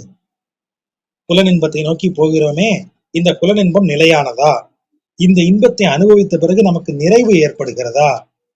இல்லை மீண்டும் அனுபவிக்க வேண்டும் என்கிற ஏக்கம் பிறக்கிறதா? இல்லையா? எத்தனை முறை அனுபவிச்சாலும் ஏக்கம் திரும்ப திரும்ப வந்துகிட்டே இருக்கு. அப்ப இந்த இன்பம் நிலை இல்லாதது. ஒரு முறை அனுபவித்து அதிலேயே நிலைத்திருக்கக்கூடிய ஒரு பேர். சரி, அதை அனுபவிப்பதற்கு இந்த உடல் ஒரு தடையாக இருக்கிறதா? ஆமாய்யா, நல்லா சாப்பிடணும்னு நீ நினைக்கிற, 80 வயசு ஆயிருச்சு, நீ 20 வயதுல சாப்பிட்ட மாதிரி 80 வயசுல சாப்பிட முடியுதா? முடியல. அப்ப அந்த இன்பத்தை அனுபவிப்பதற்கு உடல் தடையாக இருக்கிறது. 25 வயசுல நான் 10 பொண்டாட்டி கட்டியிருக்கேன். 80 வயசுல என்ன செய்வேன்? அப்ப இந்த வயதில் எந்த இன்பத்தை நான் அனுபவிக்க வேண்டும் என்று நினைத்தாலும் உடல் ஒத்துழைக்காது. அப்ப உடலால் மட்டுமே அனுபவிக்கத்தக்க இன்பங்கள் உடலோடு அழிந்து விடக்கூடியவை, உடலோடு சேர்ந்து குறைபடக்கூடியவை. அப்ப எந்த இன்பம் உடலை தாண்டி இருக்கும்? அது இறை அனுபவம். ஒன்னும் செய்ய வேணாம். இளைஞனோ கிழவனோ அமர்ந்து மனதால் இறைவனை தியானித்து வணங்கக்கூடிய அந்த உணர்வுக்கு உடல் ஒரு தடை இல்லைல்ல. அப்ப இதுதான் மிக ஆய்ந்துன்னு சொல்ற சொல். அப்படி யோசிச்சு மாலை, மாலைனா திருமாலை, திருமாலைத்தாம் வாழ்த்தாது இருப்பர். அப்போ உனக்கு கரணகலேபரத்தை கொடுத்து அதன் மூலம் என்கிட்ட வான்னு சொன்னான். ஆனா அந்த கரணகலேபரம் உன்னைய ஒழுங்கா அவன்கிட்ட போக விடாது. மிக வாய்ந்து வீழா எனினும். ஆனா நீ என்ன செய்யணும்? உனக்கு அறிவை கொடுத்தான்ல அவன், அந்த அறிவை வைத்து ஆய்ந்து திருமாலிடம் செல்வதுதான் நமக்கு வழி என்று அவனை வாழ்த்தாமல் இருப்பர். வாழ்த்தாம இருந்தனா இதுவன்றே மேலை தாம் செய்யும் வினை. மேலை என்றால் வருங்காலத்தில், இனி வருங்காலத்தில். அவனை வாழ்த்தாது இருக்கிறதெல்லாம் இனிமே வர்ற காலத்துல நீ வினைய தேடிக்கிறதுக்கான வேலை. உனக்கு கர்ம வினைகள் ஆட் ஆயிட்டே போகும். இறைவனை ஆய்ந்து வணங்கவில்லை என்றால், அவர் வார்த்தை நல்லா இருக்கு பாருங்களேன். அவர் என்ன சொல்றாரு? கண்மூடித்தனமா நீ இறைவனை வணங்குன்னு சொல்லல நம்மாழ்வார். அவர் என்ன சொல்றாரு? வகைவுடைய நெல் நெஞ்சும் நாவுடைய வாயும் எல்லாருக்கும் அமையாதியா, மிக வாய்ந்து வீழா எனிலும். அப்படி யாருக்கும் அமையாது. ஆனா அறிவு அமையும் எல்லாருக்கும். அந்த அறிவை பயன்படுத்தி நீ பெருமாளை பாடும். ஆழ்வார்கள் அருமையா பாடியிருக்காங்களே, என்னால பாட முடியலையே, நாவுடைய வாய் எனக்கு இல்லதான். ஆனா அறிவுன்னு ஒண்ணு இருக்கு. பாடினவன் பெருமாள் பெருமையைத்தான் பாடியிருக்கான். நான் பாடினாலும் அதே பெருமையைத்தான் பாட போறேன். பாடினவனை நல்லா அனுபவிச்சுட்டு போறேன் நானு. அது எனக்கு அறிவு கொடுத்த செயல். அப்ப மிக ஆய்ந்து, அப்ப அறிவை வைத்து கரணமோ களைவரமோ ஒத்து வரலையா, ஆனாலும் நான் என் அறிவை பயன்படுத்தி திருமாலை வாழ்த்தவில்லை என்றால், அப்படி வாழ்த்தாமல் இருப்பவர்கள் என்ன நடக்கும்? இனி வருங்காலம் முழுவதும் வினை பயன்களை சேர்த்து கொண்டு துன்பப்பட போகிறார்கள். வினை பயன் சேர்ந்தால் என்னவாகும்? மீண்டும் மீண்டும் பிறவி கிடைக்கும். ஒவ்வொரு பிறவியிலும் துன்பங்களை அனுபவித்துக் கொண்டே இருப்போம். அதுதான் இந்த பாட்டுல வருகிறது. வினையார் தரமுயலும் வெம்மையை அஞ்சி, இப்ப தெளிவாவே அடுத்த பாட்டுல தெளிவாவே சொல்றாரு பாருங்க. நான் இதுக்கு பயந்து தாண்டா அவங்கிட்ட போறேன்னு சொல்றாரு. சரியா? அவனை வாழ்த்தலன்னா என்ன ஆகும்? அப்ப வினைய சேர்த்துக்கிட்டே போக, வினைய சேர்த்தா இப்ப என்ன அப்படி கேட்கிறான் ஒருத்தன். இப்ப ஒரு பதில் சொல்றாரு. வினையார் தரமுயலும் வெம்மையை அஞ்சி. வினையார் என்பது வினையினுடைய பன்மைன்னு எடுத்துக்கங்க. ஆனா அவர் ஒரு நக்கலுக்கு சொல்றாரு. இப்ப வீட்டுல குழந்தைங்க இருந்தாங்கன்னா பெரியவர் அவர் சொல்றாரு, நம்ம கேட்காம இருக்க முடியுமா? அப்படி சொல்லுவோம் இல்லையா? அந்த மாதிரி வினையார் தரமுயலும் வெம்மை. வினை என்ன செய்யும்? எனக்கு வெம்மை. வெம்மை என்றால் இந்த இடத்துல கடும். வெம்மைனா கொடுமை, மிக மோசமான துன்பங்கள். அதைக்கு பயந்து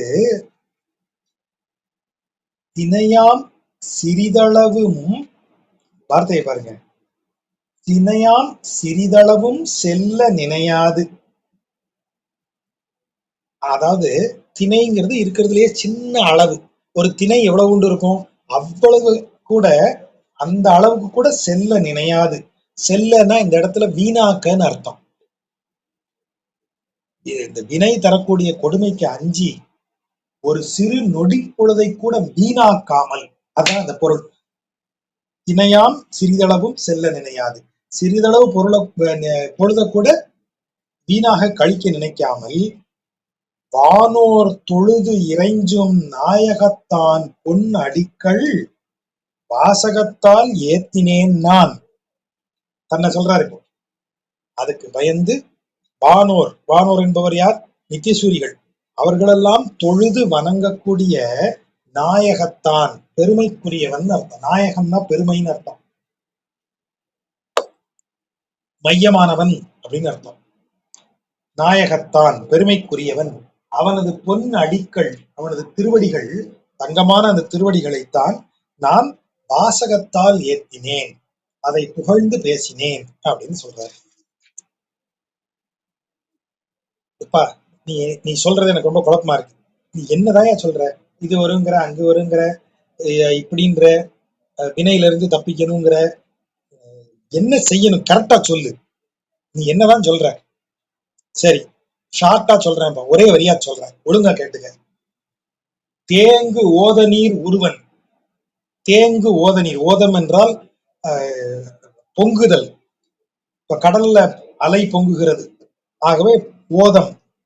பொங்குகிற நீர் வெளியே ஓடும், ஆனா கடல்ல பொங்குற நீர் எங்க ஓடும்?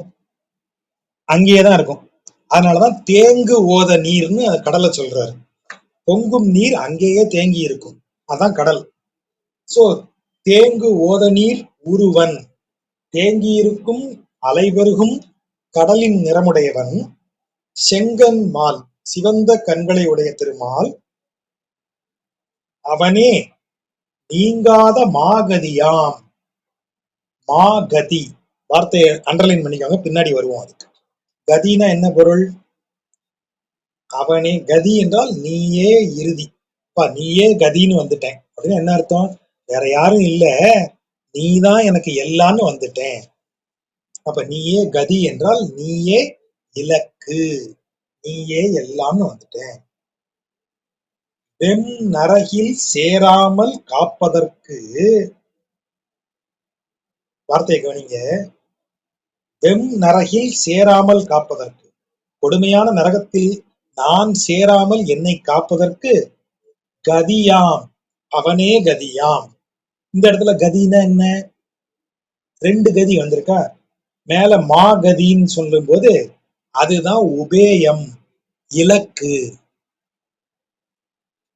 இன்னொன்னு என்ன, இந்த இடத்துல சேராமல், நரகில் சேராமல் காப்பதற்கு கதி, அப்ப வழிமுறைன்னு அர்த்தம். நரகத்துல சேராமல் என்னை காப்பதற்கான வழிமுறை அவனே, அப்போ உபாயமும் அவனே. அதுதான் வைணவ தத்துவம். உபாயம், உபேயம், அதாவது வழிமுறை, அந்த வழிமுறையினால் போய் சென்று சேரும் இடமாகிய இலக்கு. ரெண்டுமே நாராயணன் தான், இரண்டுமே இறைவன் தான். வழிமுறையும் நாராயணன், இலக்கும் நாராயணனே. அதுதான் இங்க சொல்றாரு. மாகதி அதுதான் இலக்கு, உபேயம். கதியாம், வெம்நரையில் சேராமல் காப்பதற்கு கதியாம், அந்த கதி வழிமுறைன்னு அர்த்தம். நெஞ்சே நீ நினை, நான் நாளும் நான் கூறும் கூற்றாவது இத்தனையே. இவ்வளவுதான்ப்பா. நான் நாளும்னா என்ன அர்த்தம்? ஒவ்வொரு நாளும்னு அர்த்தம். ஒவ்வொரு நாளும் நான் சொல்லிக்கிட்டே இருக்கிறது இவ்வளவுதான் விஷயம். நரகத்துல சேராம துன்பப்படாம இருக்கணுமா, பெருமாளை வணங்கு, இவ்வளவுதான் நான் சொல்றேன். இவ்வளவுதான் நான் சொல்றது. இதைத்தான் நான் பல நாளா சொல்லிட்டு இருக்கேன். நெஞ்சே நீ தயவு செஞ்சு நினைச்சு பாரு. ஒரு முறை சொன்னா நீ கேட்க மாட்டேங்கிற, அதனாலதான் ஒவ்வொரு நாளும் இதையே சொல்லிட்டு இருக்கேன். நெஞ்சே நீ நினை, நான் நாளும் நான் கூறும் கூற்றாவது இத்தனையே, இவ்வளவுதான் அப்படின்னு சொல்றாரு. எவ்வளவு அழகா நெஞ்சுக்கு சொல்றாரு. என்னது இது? வெம்நரையில் சேராமல் காப்பதற்கு கதியாம், தேங்கு ஓத நீர் உருவன் செங்கன்மால் நீங்காத மாகதியாம். அவனேதான் நீங்காத மாகதி. என்ன அர்த்தம்? மாறாதன்னு அர்த்தம். என்றும் மாறாத, நீங்காத என்றால் மாறாத. சார் ஒரு 10 வருஷத்துக்கு பெருமாள் எனக்கு இலக்கா இருக்காரா? அடுத்த வருஷத்துல இருந்து பெருமாள் மாறிடுவாரா சார்? வேற யாரும் வந்துருவாங்களா? கிடையாது. அந்த மாகதி என்றும் நீங்காது. நீ எத்தனை பிறவி எடுத்தாலும், நீ எவ்வளவு இடங்களுக்கு போனாலும், அவன் ஒருவனே என்றும் மாறாத இலக்கு, நீங்காத மாகதி அப்படின்னு அதை சொல்றாரு.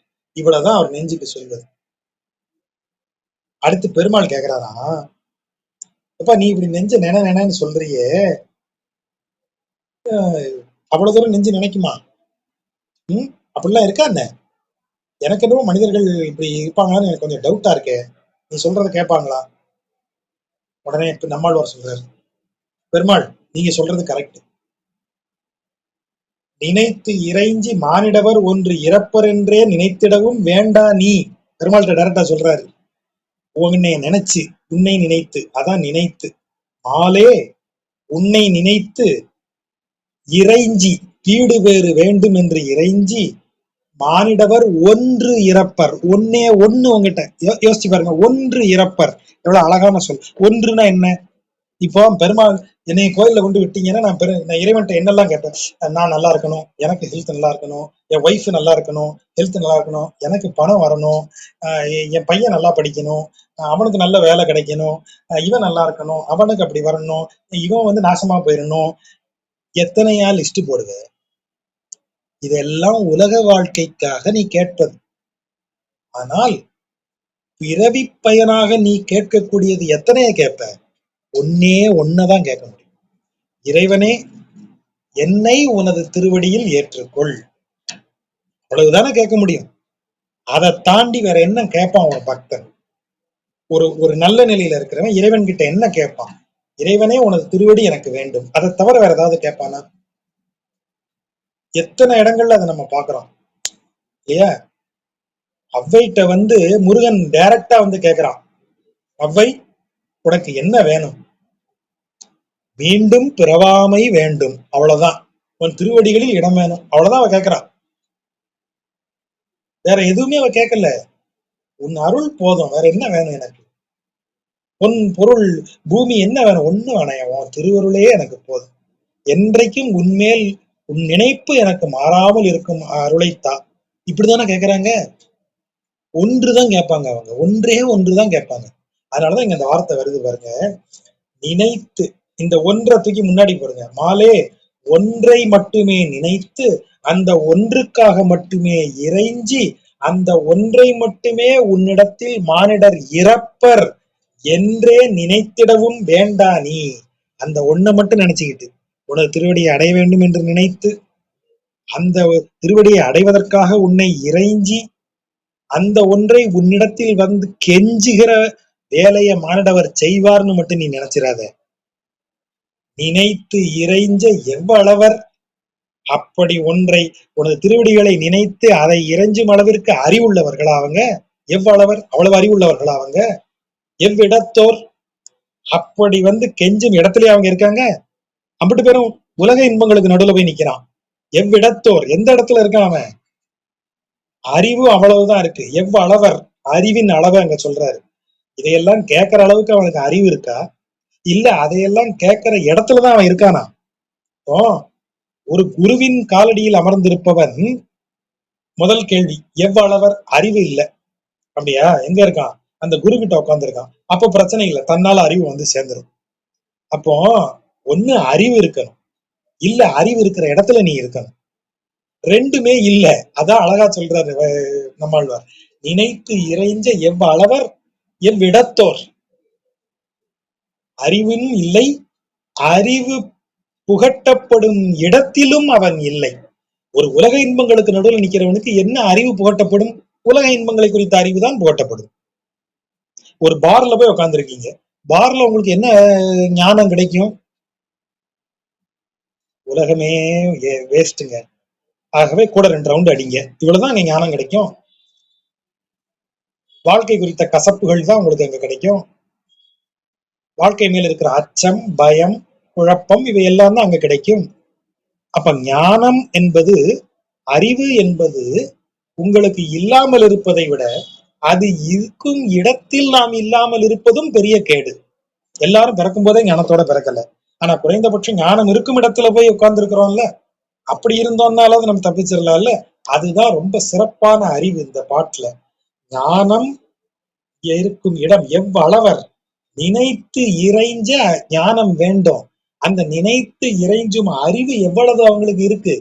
நினைத்து இறைஞ்ச எவ்வளவர், எவ்வளவு அறிவு இருக்கு? சரி, அப்படி நினைத்து இறைஞ்சுவதற்கான அறிவை கொடுக்கும் இடத்திலாவது இருக்கிறார்களா? எவ்விடத்தோர்? அவங்க இருக்கிற இடம் எது? அப்ப அந்த இடத்துல இல்லைன்னு அர்த்தம். அதுதானும் எவ்வளவும் உண்டோ எமக்கு.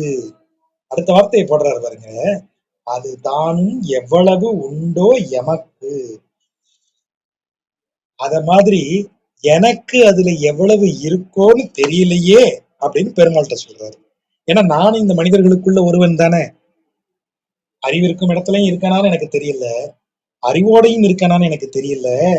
ஆனா திருமாலே, மனிதர்களின் இயல்பு அந்த திருவடியை நாடி செல்லும் அதை நாடி இறைஞ்சும் அதை இறக்கும் அதன் மேல் நினைத்து ஆசைப்படும் மனம் இல்லாதவர்கள் தான் இந்த மனிதர்கள். அதை கேட்கும் அறிவும் இல்லாதவர்கள், அந்த அறிவை புகட்டும் இடத்திலும் இல்லாதவர்கள். இந்த இடத்துல இவர்களுக்கு நடுவுல தான் நானும் இருக்கேன். எனக்கு இதுல எவ்வளவு இருக்குன்னு தெரியலையே. அறிவு எவ்வளவு இருக்குன்னு எனக்கு தெரியல, அறிவு புகட்டப்படும் இடத்தில் தான் இருக்கிறானாங்கிறது எனக்கு தெரியலையே இறைவனே அப்படின்னு தன் நிலையை தாழ்த்தி சொல்றார். இது கைமுதிக நியாயம்னு ஒண்ணு இருக்கு. நம்ம நியாய சாஸ்திரத்துல சொல்லப்படுவதுதான் கைமுதிக ஞானம்னு சொல்றது. 64 நியாயங்களை சைவ சித்தாந்தம் பேசும். அதுல கைமுதிக ஞானம்னு ஒண்ணு உண்டு. கைமுதிக நியாயம், ஞானம் இல்ல நியாயம். அப்படின்னா என்ன? அந்த நியாயம் என்ன சொல்லுகிறது? அது ஒரு சுவாரஸ்யமான விஷயம், நமக்கு தெரிஞ்சதுதான் தமிழ்ல. அதனாலதான் திரும்ப திரும்ப நானு தர்க்க சாஸ்திரம் படிக்கணும்னு சொல்லும் போது தமிழ்ல இருக்கக்கூடிய தர்க்க சங்கர தீபிகை அதெல்லாத்தையும் எப்போதும் படிங்கன்னு நான் ரெஃபர் பண்றேன். தமிழ்ல சொல்லப்படுகிற பல பழமொழிகளும் நியாய சாஸ்திரத்தின் அடிப்படையில வந்தது. இப்போ கைமுதிக நியாயம்னா என்ன? கை முதிர், கையில் இருக்கக்கூடிய பழம். ஒரு மரம் இருக்கிறது, அந்த மரத்துல இருக்கிற பழம் நிறைய பழுத்து இருக்கிறது. பாக்குறேன் எவ்வளவு பழுத்து இருக்கு, கை கெட்டின ஒரு பழத்தை பறிச்சு இப்படி பாக்குறேன், அந்த ஒரு பழம் ஓரளவுக்கு பழுத்து இருக்கு. நிமிர்ந்து மரத்தை பாக்குறேன், ரைட், அப்ப நிறைய பழங்கள் பழுத்து இருக்குப்பா மரத்துல. ஏன்பா எல்லா மரம் நிறைய பழம் பழுத்திருக்குன்னு எப்படி கண்டுபிடிச்ச? இந்த என் கையில இருக்கிற பழத்தை பார்த்தேன். அப்ப இதை வைத்து இதோடு தொடர்புடைய பிறவற்றை நான் முடிவு செய்தேன், யூகித்தேன். அனுமானம் எனப்படக்கூடிய ஒருவன் கற்பதற்கு 3 முறைகள் இருக்கு. பிரத்யட்சம், அனுமானம், ஸ்ருதி, இல்லையா? அதுல அனுமானத்தினுடைய வகைப்பாடுகள்ல இது ஒன்று. எப்படி அனுமானிக்கலாம்? என் கையில் இருக்கும் ஒரு பொருளால் இதோடு தொடர்புடைய பிற பொருட்களை அனுமானிக்கலாம். அவர் என்ன சொல்றாரு? அடிப்படை தத்துவம் இதுல எப்படி எடுக்கிறாங்க? தத்துவமா இதை மாத்தும் போது எப்படி மாத்துவாங்க? எல்லாம் சமமாக இருக்கும் போது ஒன்றின் நிலையால் பிறவற்றின் நிலையையும் அனுமானித்து அறியலாம். இதுதான் இந்த அடிப்படை தத்துவம். அதற்கு சொல்லப்படுவதுதான் கைமுதிக நியாயம். ஒரு பொருளின் இருப்பை கொண்டு அதனுடன் தொடர்புடைய பிற பொருட்களின் நிலையையும் இயல்பையும் அனுமானிக்கும் தர்க்க ரீதியான முறை. அதான் கைமுதிக நியாயம். அந்த கைமுதிக நியாயத்தை தான் அப்படியே தூக்கி இங்க போடுறாரு நம்மாழ்வார். எப்படி போடுறாரு? தமிழ்ல இதுக்கு இணையான பழமொழி ஒண்ணு உண்டு. இதுல இப்ப நம்ம நண்பர்கள் நிறைய பேருக்கு அதுல கேட்டீங்கன்னா சொல்லிடுவீங்க. ஒரு பானை சோற்றுக்கு ஒரு சோறு பதம். அது என்ன அர்த்தம்? சட்டியில ஒரு படி சோறு போட்டிருக்கேன், ஒரு படி சோறும் வெந்து விட்டதான்னு நான் ஒவ்வொரு பருக்கையா எடுத்து பாக்குறேன்னா, அப்படி கரண்டியில எடுத்து அதுல ஒரே ஒரு பருக்கைய விரலால நசுக்கி பாக்குறேன், ஆஹா வெந்துருச்சு. எது? உன் விரல்ல இருக்கிற பருக்கை வெந்திருக்கா, இல்ல சட்டியில இருக்கிற பருக்கைகள் வந்திருக்கின்றதா? என் கையில இருக்கக்கூடிய ஒரு பருக்கை வெந்ததால் இந்த ஒரு பருக்கையோடு தொடர்புடைய பிற பருக்கைகளும் வெந்திருக்கின்றன. இதுதான் அனுமானம். அப்ப ஒருவானை சோற்றுக்கு ஒரு சோறு பதம்னு சொல்றதுதான் கைமுதிக நியாயம். நமக்கு பழமொழியில இருந்து வருது இதெல்லாம், நியாய சாஸ்திரம். அதனாலதான் திரும்ப திரும்ப சொல்றேன், தமிழ் பண்பாடுங்கிறது இப்படி வரக்கூடியதுன்னு நான் ஒவ்வொரு முறையும் சொல்லிட்டு இருக்கேன். அந்த கைமுதிக நியாயத்தை தான் இங்க பயன்படுத்துறாரு. அவர் எப்படி சொல்றாரு? இத ரிவர்ஸ்ல அடிக்கிறாரு நம்மாளு.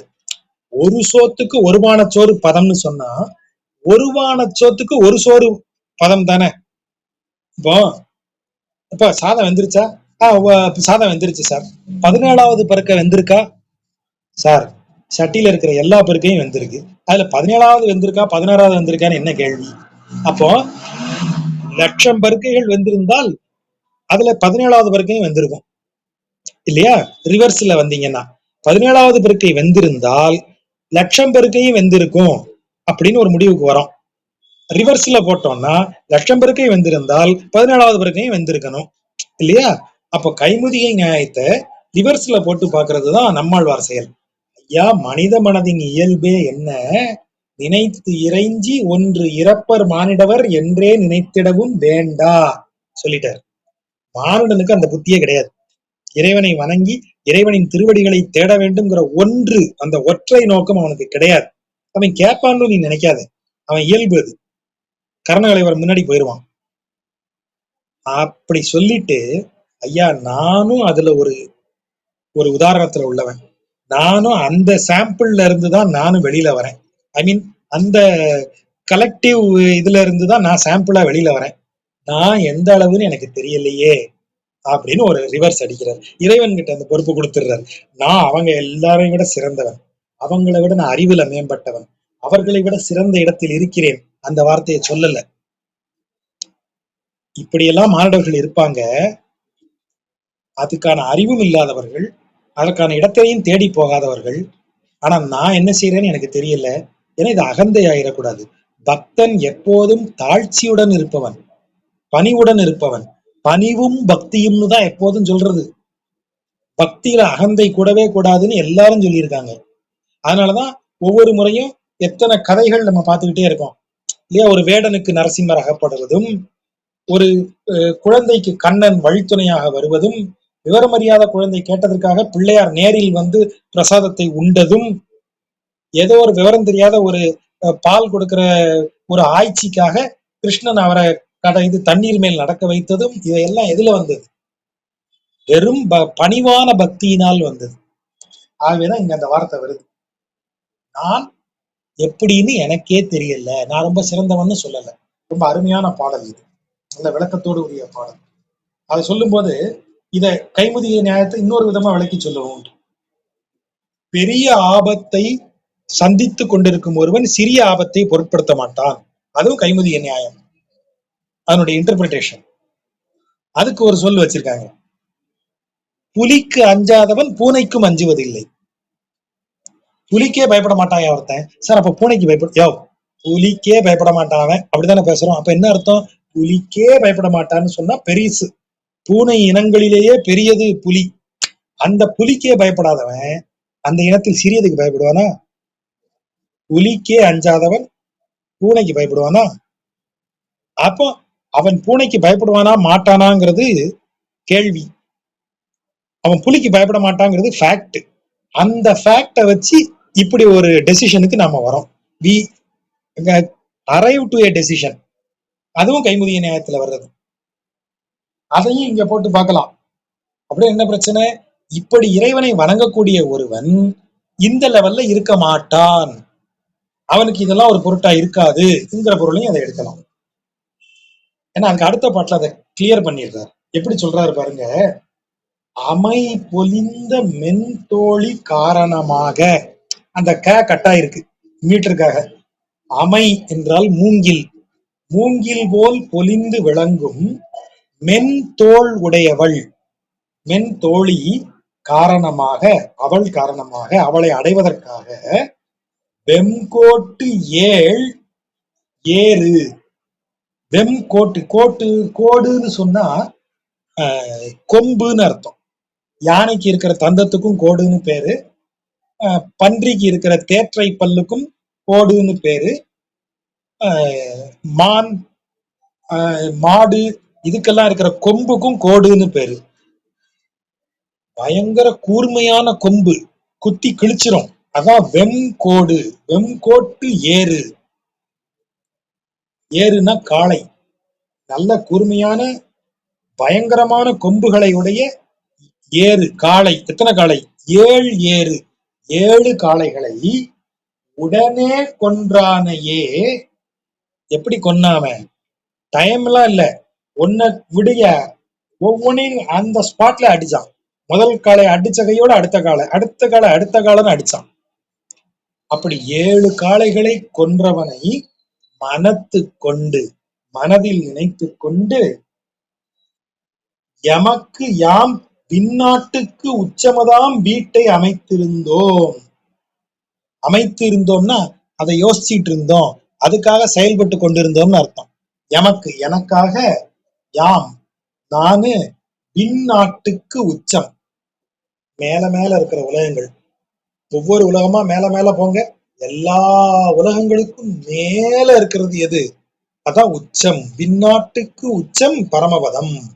அந்த பரமபதமாகிய வீட்டை, வீடு வேற்றை அமைத்து இருந்தோம், அதற்காக எல்லாவற்றையும் செய்து கொண்டிருந்தோம். அகன்றே ஆம் ஆறு ஆறுனா வழி. அது இல்லையா இங்க இருக்கிற வழிமுறை அப்படின்னு அவர் சொல்றாரு. இவ்வளவு அழகா சொல்றாரு. அதானே வழி, அதானே அதானே உலக வழக்கம். வடிவேலு மாதிரி சொல்றதுன்னா அதானே உலக வழக்கம், அப்படித்தானே இருக்கணும் அப்படின்னு அவர் சொல்றாரு. இந்நாட்டிற்கு எமக்குன்னு ஒரு வழிமுறை போயே ஆகணுங்கிறதுனால அந்த வீட்டை நோக்கி அதை அடையும் பயணத்தை, அதற்கான ஏற்பாடுகளை செய்து கொண்டிருக்கிறேன். அதுதானே ஒரே வழி அப்படின்னு அவர் கேட்கிறார். நல்லா கவனிங்க. 7 காளைகளை அடக்குதல் என்பது யோக மரபுக்கு வந்தா 7 சக்கரங்கள்னு சொல்லுவாங்க. ஒவ்வொன்றும் ஒவ்வொரு சக்தி நிலை, ஒவ்வொன்றும் ஒவ்வொரு விதமான இதை தரக்கூடிய பலன்களை தரக்கூடியது. அதை எல்லாவற்றையும் தாண்டி 7 நிலைகளுக்கு மேல போகும்போதுதான் நாம இறைவனின் அனுபவத்தை உணர்கிறோம். அந்த 7 நிலைகளையும் வெல்லக்கூடியவன் கிருஷ்ணன்.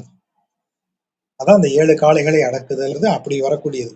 அப்படி 7 நிலைகளையும் தாண்டச் செய்கிறவனை மனத்து கொண்டு, எப்படி எழுதியிருக்காரு பாருங்க, அவனை மனதில் கொண்டு இந்த 7 நிலைகளையும் தாண்டி எல்லாவற்றிற்கும் உச்சமாக இருக்கும் விண்ணாடாகிய பரமபதத்தை அடைவதுதான் வழி. அதுதான் ஒரே வழிமுறை. வேற என்ன வழிமுறை இருக்கு? அத்தன்றே ஆமாறு அன்றே. அதுதானே. ஏகாரம் போட்டாச்சு, வேற்றுமை உருபு ஏ வந்தாச்சு. ஏ வேற்றுமை உருபு வந்தாலே வேற எதுவும் கிடையாதுன்னு அர்த்தம். அவனே செய்வான் அப்படின்னா என்ன அர்த்தம்? அவனை தவிர வேற யாரும் செய்ய முடியாதுன்னு அர்த்தம். அவனே வருவான் அப்படின்னா என்ன அர்த்தம்? வேற எவனும் வரமாட்டான்னு அர்த்தம். இல்லைங்க, அவரே தாங்க எழுதுவாரு. அப்ப என்ன அர்த்தம்? வேற யாரும் எழுத மாட்டாங்கன்னு அர்த்தம். அப்ப ஏகாரம் போட்டாலே இந்த ஒன் அண்ட் ஒன்லின்னு அர்த்தம். அப்ப அத்தன்றே ஆமாறு அப்படின்னா அது ஒண்ணுதானே செய்யற வழிமுறை, அது ஒண்ணுதானே வழிமுறைன்னு அர்த்தம். வேறு வழி இல்லைன்னு அர்த்தம். எதுக்கு வேறு வழி இல்லை? விண்ணாட்டை அடைவதற்கு, விண்ணாட்டில் இருக்கக்கூடிய இறைவனின் திருப்பதங்களை அடைவதற்கு ஒரே வழி என்ன? காளைகள் 7 அடக்கி ஆண்டானே, அவனை மனதில் நினைப்பதுதான் அதற்கு ஒரே வழி அப்படின்னு அதை சொல்லியிருக்காரு. கொண்டல்தான், மால் வரைதான், மா கடல்தான், கூர் இருள்தான், வண்டு அரா பூவைதான், மற்ற கார் உருவம்தான். யாரு? பெருமாளை பாக்குறேன். எப்படி பாக்குறேன்? கொண்டல் தான். கொண்டல் என்றால் மேகம், கிழக்கிலிருந்து வரும் மேகம், கருமேகம். அதனாலதான் கிழக்கிலிருந்து வரும் காற்றுக்கு கொண்டல்னே பேரு. கரிய மேகங்களை கொண்டு வரும் காற்று. நமக்கும் இன்னைக்கு வடகிழக்கு தான் பருவமழை. இப்போ கொண்டல், கரிய மேகத்தை பார்க்கிறேன். வால் வரை, பெரிய மலையை பார்க்கிறேன், கருமையா தெரியுது தள்ளி இருந்து பார்க்கும்போது. மா கடல், கடலை பார்த்தா நீலமும் கருமையுமா தெரியுது. கூர் இருள், ஒரு பொட்டு வெளிச்சமில்லாத கடும் இருட்டு. வண்டு அரா பூவை, காயாம்பூ, காயாம்பூ தான் கொத்தாக பூக்கும், அதனால அதுல எப்போதும் வண்டு இருந்துகிட்டே இருக்கும். அதனாலதான் வண்டு அரா பூங்கிறது காயாம்பூவை குறிக்கும். காயாம்பூவை பாக்குறேன். மற்ற கார் உருவம், கருப்பு இருக்குல்ல, எல்லா கருப்பு கலர்ல எதை வேணாலும் பார்த்தாலும் மற்ற கார் உருவம் தான். மற்ற கருமை நிறத்துல குயிலை பாக்குறேன், மயிலை பாக்குறேன், குவளை பூவை பாக்குறேன். எதெல்லாம் கருப்பா இருக்கோ அது எதை பார்த்தாலும் கண்ட நாள் காந்தோறும் நெஞ்சு கண்ணனார் பேருரு என்று எம்மை பிரிந்து ஓடும். அப்படி எழுதியிருக்காரு பாருங்க. நெஞ்சு இப்போ இது நாள் வரைக்கும் நெஞ்சோட தகராறு ஆயிட்டே இருந்துச்சு. இப்ப நெஞ்சு முழுக்க கண்ணன்ட்ட போயிருச்சு. போனதுனால இவரையும் தாண்டி நெஞ்சு அவன்கிட்ட போயிருச்சான். நெஞ்சு எம்மை பிரிந்து ஓடும். எப்படி நெஞ்சு எப்படி மாறி இருக்கு பாருங்க. இதுக்கு முன்னாடிதானே சொன்னாரு, சேராமல் வெண்ணறையில் சேராமல் காப்பதற்கு கதியாம் நெஞ்சே நீ நினைன்னு நெஞ்ச சொன்னாரு. இப்ப நெஞ்சு மாறிடுச்சு. மாறின நெஞ்சு இனி நீயே வேண்டாம் போயான்னு அங்க போயிருது. பொண்ணை கல்யாணம் பண்ணி கொடுக்கறதுக்கு முதல் நாள் வரைக்கும் நம்ம வீடுப்பா நம்ம வீடுப்பான்னு அந்த பொண்ணு பேசும். கல்யாணம் ஆயிருச்சுன்னு வைங்க, மறுநாள் காலையில எந்திரிச்சு அந்த அம்மா என்ன சொல்லும்? எங்க வீட்டு வழக்கம் அப்படின்னு பேசும். நேத்து வரைக்கும் எது உங்க வீடு? எப்படி டக்குன்னு அப்படி மாறிட்டோமா கல்யாணம் ஆன உடனே? அதுதான் பெண்களின் இயல்பு.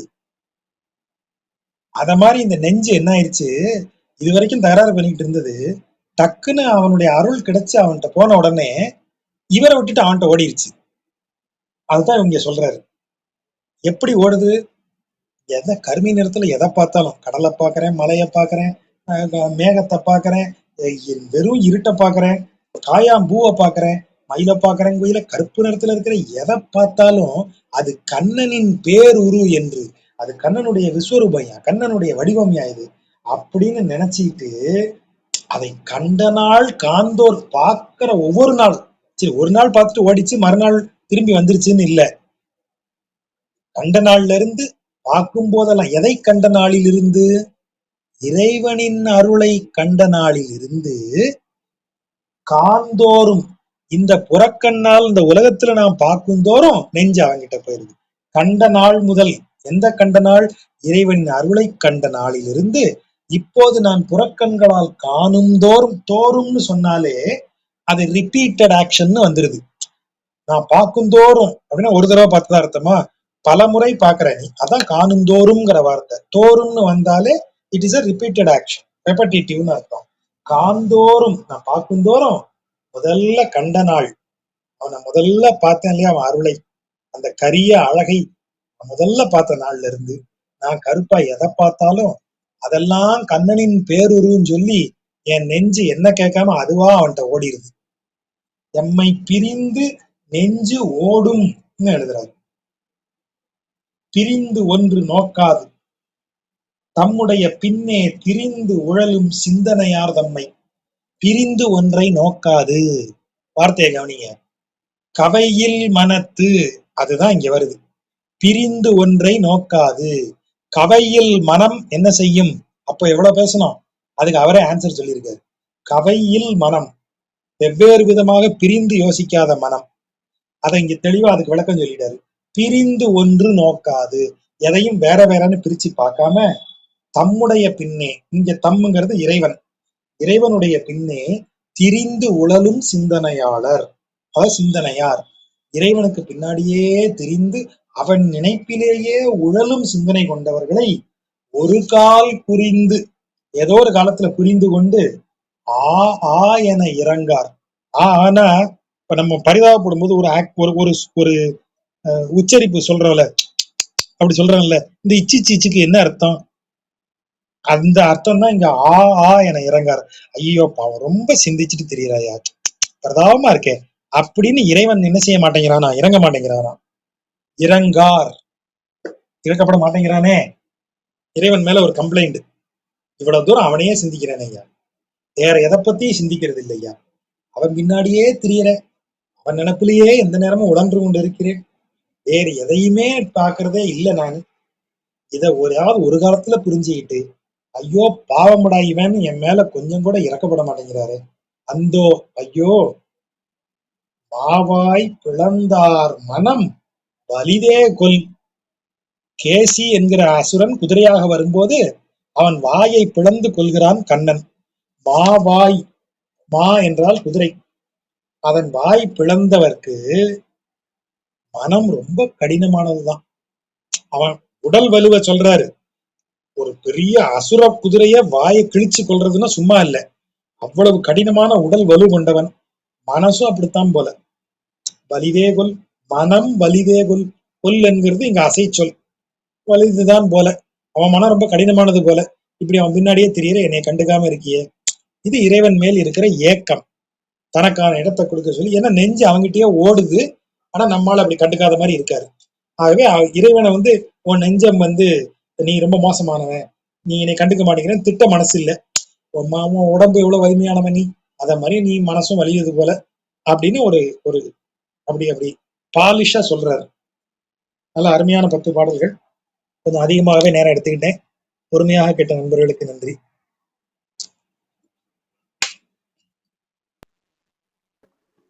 மிகவும் சிறப்பா இருந்தது. ஒரு ஒரு வார்த்தைகளும் அவ்வளவு இதுவா இருந்தது. அப்புறம் எங்களுக்கு இதுல ஒரு இதுவா போட்டிருந்தது, இந்த 7 காளைகளை அடக்கின அப்படின்னு இருந்ததுல 2332ல இதுல எப்படி கொடுத்திருந்ததுன்னா, நான் மேலுலகங்களுக்கெல்லாம் மேற்பட்டதான பரமபதத்தை நமக்கு வேண்டாம் என்று உறுதி கொண்டிருக்கிறேன் அப்படின்னு போட்டிருக்கேன். நீங்க அதுதானே அதுதானே பயனான வழியாகும் அப்படின்னு அடுத்த லைன் இருக்கு, அது ஒன்றே பயனாம் வழியாகும் அப்படின்னு. ஆனா அதுக்கு முன்னாடி எனக்கு அது அதாவது அப்படி இறைவனை நீங்க அனுபவிக்கக்கூடிய, ஆமா, இறைவனை அனுபவிக்கிற மகிழ்ச்சியை சொல்லும் போது பரமபதத்துல கூட அந்த மகிழ்ச்சி கிடைக்காதியா அப்படின்னு சொல்லக்கூடியது. அந்த பக்திக்கு பேரு ஹனுமத் பக்தின்னு சொல்லுவாங்க. பக்தியில் 2 விதங்கள். ஒன்னு நாரத பக்தி, இன்னொன்னு அனுமத் பக்தி. நாரத பக்தி என்பது இறைவனை அவனுடைய இடத்தில் சென்று சந்திப்பது.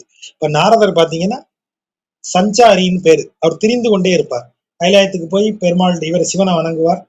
அப்புறம் நேர வைகுண்டத்திற்கு வந்து பெருமாளை வணங்குவார். இப்படி எல்லா தெய்வங்களையும் சென்று சென்று வணங்குவார். அனுமன் என்ன செய்வார்? எங்கேயும் போக மாட்டார். அவர் அந்தர்யாமியாக தனக்குள்ளே உறைந்திருக்கும் இறைவனில் லயித்து இருப்பதே அவருக்கு பெரிய மகிழ்ச்சி. அனுமன் சிரஞ்சீவி. ஏன் சிரஞ்சீவி? எல்லோருக்கும் முக்தியை கொடுத்தார். ராமாயணத்துல தன் உடன் வந்து தனது அவதார நோக்கம் நிறைவேறுவதற்கு உதவிய எல்லோருக்குமே இறைவன் வந்து வைகுண்டத்துல ஒரு நல்ல இடத்த கொடுத்தார். அனுமன்கிட்ட கேட்கிறார், என்ன அனுமன், உனக்கு ஒரு இடம் இருக்கு, ரிசர்வ் பண்ணிட்டேன், வரையா போலாமா? சார் அங்க போனா என்னெல்லாம் இருக்கும் அப்படின்னு கேட்கிறாரு ராமன். அங்க நித்திய சூரிகள் இருப்பாங்க. அப்புறம் நீங்க என்னவா இருப்பீங்க அங்க? நான் வந்து அங்க நித்திய மகிழ்ச்சியில் எந்த செயலும் செய்யாமல், அதான் என்னவா இருப்பீங்க? அங்க வந்து நான் ஜோதி ரூபமாக காட்சி அளிப்பேன். அப்படியா? இந்த ராமர் வடிவுல இப்ப என் முன்னாடி நிக்கிறீங்களே, இந்த மாதிரி இருக்க மாட்டீங்களா? இந்த மாதிரி இருக்க மாட்டேன், இது அவதாரம்பா. அங்க நான் வந்து ஜோதி வடிவுல தான் இருப்பேன். ராமர் வடிவுல நீங்க இருக்க மாட்டீங்கன்னு சொன்னா அங்க நான் வந்து ஒன்னும் ஆக போறது இல்ல. நீங்க தாராளமா அங்க போய் ஜோதி வடிவுல இருங்க. நான் இங்கேயே உங்களை ராமர் வடிவுல நினைச்சுக்கிட்டு நீங்க இங்க எங்கெல்லாம் இந்த திருவிளையாடல்களை செய்தீர்களோ அந்த இடங்களை பார்த்துட்டு அதை பார்க்கும் போதெல்லாம் உங்க ஞாபகம் வரும். அதையே மனசுல தியானிச்சுக்கிட்டு எனக்கு அப்படி இருக்கிறதே மகிழ்ச்சி. எங்கெல்லாம் ஒரே ஒரு வரம் கொடுங்க, எங்கெல்லாம் ராமரை பற்றி பேசுகிறார்களோ, எங்கெல்லாம் ராமனை புகழ்கிறார்களோ அங்கெல்லாம் நான் போய் நிக்கிறதுக்கு எனக்கு ஒரு வாய்ப்பு வேணும். அந்த வரத்தை கொடுத்துட்டு நீங்க கிளம்பி போயிட்டே இருங்க சார்ன்ட்டாரு. அனுமன் அப்படித்தான் இருக்கான். அதனாலதான் இன்றைக்கும் ராமநாமம் சொல்லப்படும் இடத்துல ஒரு பலகை போடுவாங்க. எதுக்குன்னா அனுமனுக்கு. ஏன்னா அவன் வருவான், ராமநாமம் சொல்லும் இடத்திற்கு அவன் வருவான், அவனுக்கு ஒரு இருக்கை இருக்கணும். அது ஒரு நம்பிக்கை, ஒரு சம்பிரதாயம். அது அது வந்து பக்தியில காண்பிக்கக்கூடிய ஒன்று. எல்லோரும் எதற்கு ஆசைப்பட்டார்கள்? நேர போய் வைகுண்டத்துல உட்காரணும்னு ஆசைப்படும் போது வைகுண்டத்துல இல்லாத ஒன்ன இந்த பூமியில பக்தி செய்யும் போது கிடைக்கிற அனுபவத்தை வைகுண்டத்துக்கு வந்து நான் விட்டு கொடுக்க முடியாது சார்னு சொன்னாலும் அனுமன் தான். தொண்டரடிப்படியாழ்வார் சொன்னார்ல, இந்திர லோகமாளும் அச்சுவை பெரினும் வேண்டேன் அரங்கமான அருளானே. அச்சுவை எப்படி வார்த்தையை பாருங்க. பச்சைமா மலமேனி பவளவாய் கமலச்செங்கன் அச்சுதா அமரதம் ஏறே என்னும் இச்சுவை தவிர யான் போய் இந்திரலோகமாலும் அச்சுவை பெரினும் வேண்டேன். அனுமத் பக்தி. இங்க உட்காந்து உன்னைய பார்த்து பச்சை மாமலை போல் மேனின்னு உன் மேனி அழக பாடுவேன், பவளவாய் உன் இதழ் அழகை பாடுவேன், கமலச் செங்கன் செந்தாமரை போன்ற உனது கண்களை பாடுவேன், அச்சுதா என்று உன் புகழை பாடுவேன், அமரர் ஏரே என்று உனது புகழை, இதையெல்லாம் சொல்ற மகிழ்ச்சியை விட்டுட்டு அங்க போய் இந்திரலோகத்தினுடைய மகிழ்ச்சியோடு ஒரு இடத்துல இருன்னு சொன்னா தேவையே இல்லையா எனக்கு? இதுவே போதும். நீங்க என்ன செய்வீங்க? தொண்டரடிப்படி ஆழ்வார பெருமாள் சரிப்பா உன் இஷ்டம் அப்படின்னு விட்டுட்டு போவார். நீங்க அப்ப இந்த பக்தி தான், இந்த பக்தியை இந்த இடத்துல பொருத்தி பார்க்க முடியுமா? பொருத்தி பார்க்க முடியும். இப்போ அவர் என்ன சொல்றாரு? நான் வந்து இந்த சாரி பாட்டு எங்க போச்சு? அத்த ஒன்றே அத்தன்றே ஆறு அப்படின்னு கேள்வி கேட்கும்போது அது ஒண்ணுதான் வழிமுறையா என்று கேட்கலாம். அப்படி மாத்திக்கலாம். அப்படி மாத்தினா ஒரு பாடலுடைய சுவாரஸ்யம் எப்படி மாறுது?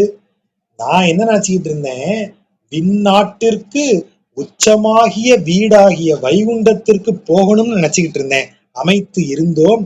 அது ஒண்ணுதான் வழிமுறையா என்ன இறைவனை அனுபவிப்பதற்கு? அது ஒன்றேயாமாறு, அது ஒண்ணுதான் வழிமுறையா? அப்ப வேற என்ன வழிமுறை இருக்கு? அமைப்பொலிந்த மென்தோழி காரணமாக வெம்போட்டு ஏறு ஏழ் உடனே கொன்றானையே மனத்து கொண்டு இருத்தல். அவனையே மனதால் தியானித்துக் கொண்டு இருப்பதே அந்த உலகில் வைகுண்டத்திற்கு செல்வதை விட சிறந்த ஒன்று அப்படின்னு சொல்வதாகவும் பொருள் எடுக்கலாம். 2 பொருளும் அதுல எடுக்கலாம். அது அந்த அந்த கவிதைக்கு பொருள் எடுக்கிற விதம் தான். 2க்குமே அது மேட்ச் ஆகி வரும். அதான் அதுல இருக்கிற சிறப்பு. ஓகே. நன்றி ஜாஜா. அந்த இதுல நாங்க ஜஸ்ட் இந்த புக்ல இருந்து படிக்கும்போது அந்த மாதிரி இருந்தது. அதனால கேட்டேன். ஆமா ஆமா. வேற யாருக்காவது நண்பர்களுக்கு கீழ இருக்கவங்க கேள்வி ஏதாவது கேட்கணுமா? ஹேண்ட் ரைஸ் பண்ணீங்கன்னா மேல வரலாம்.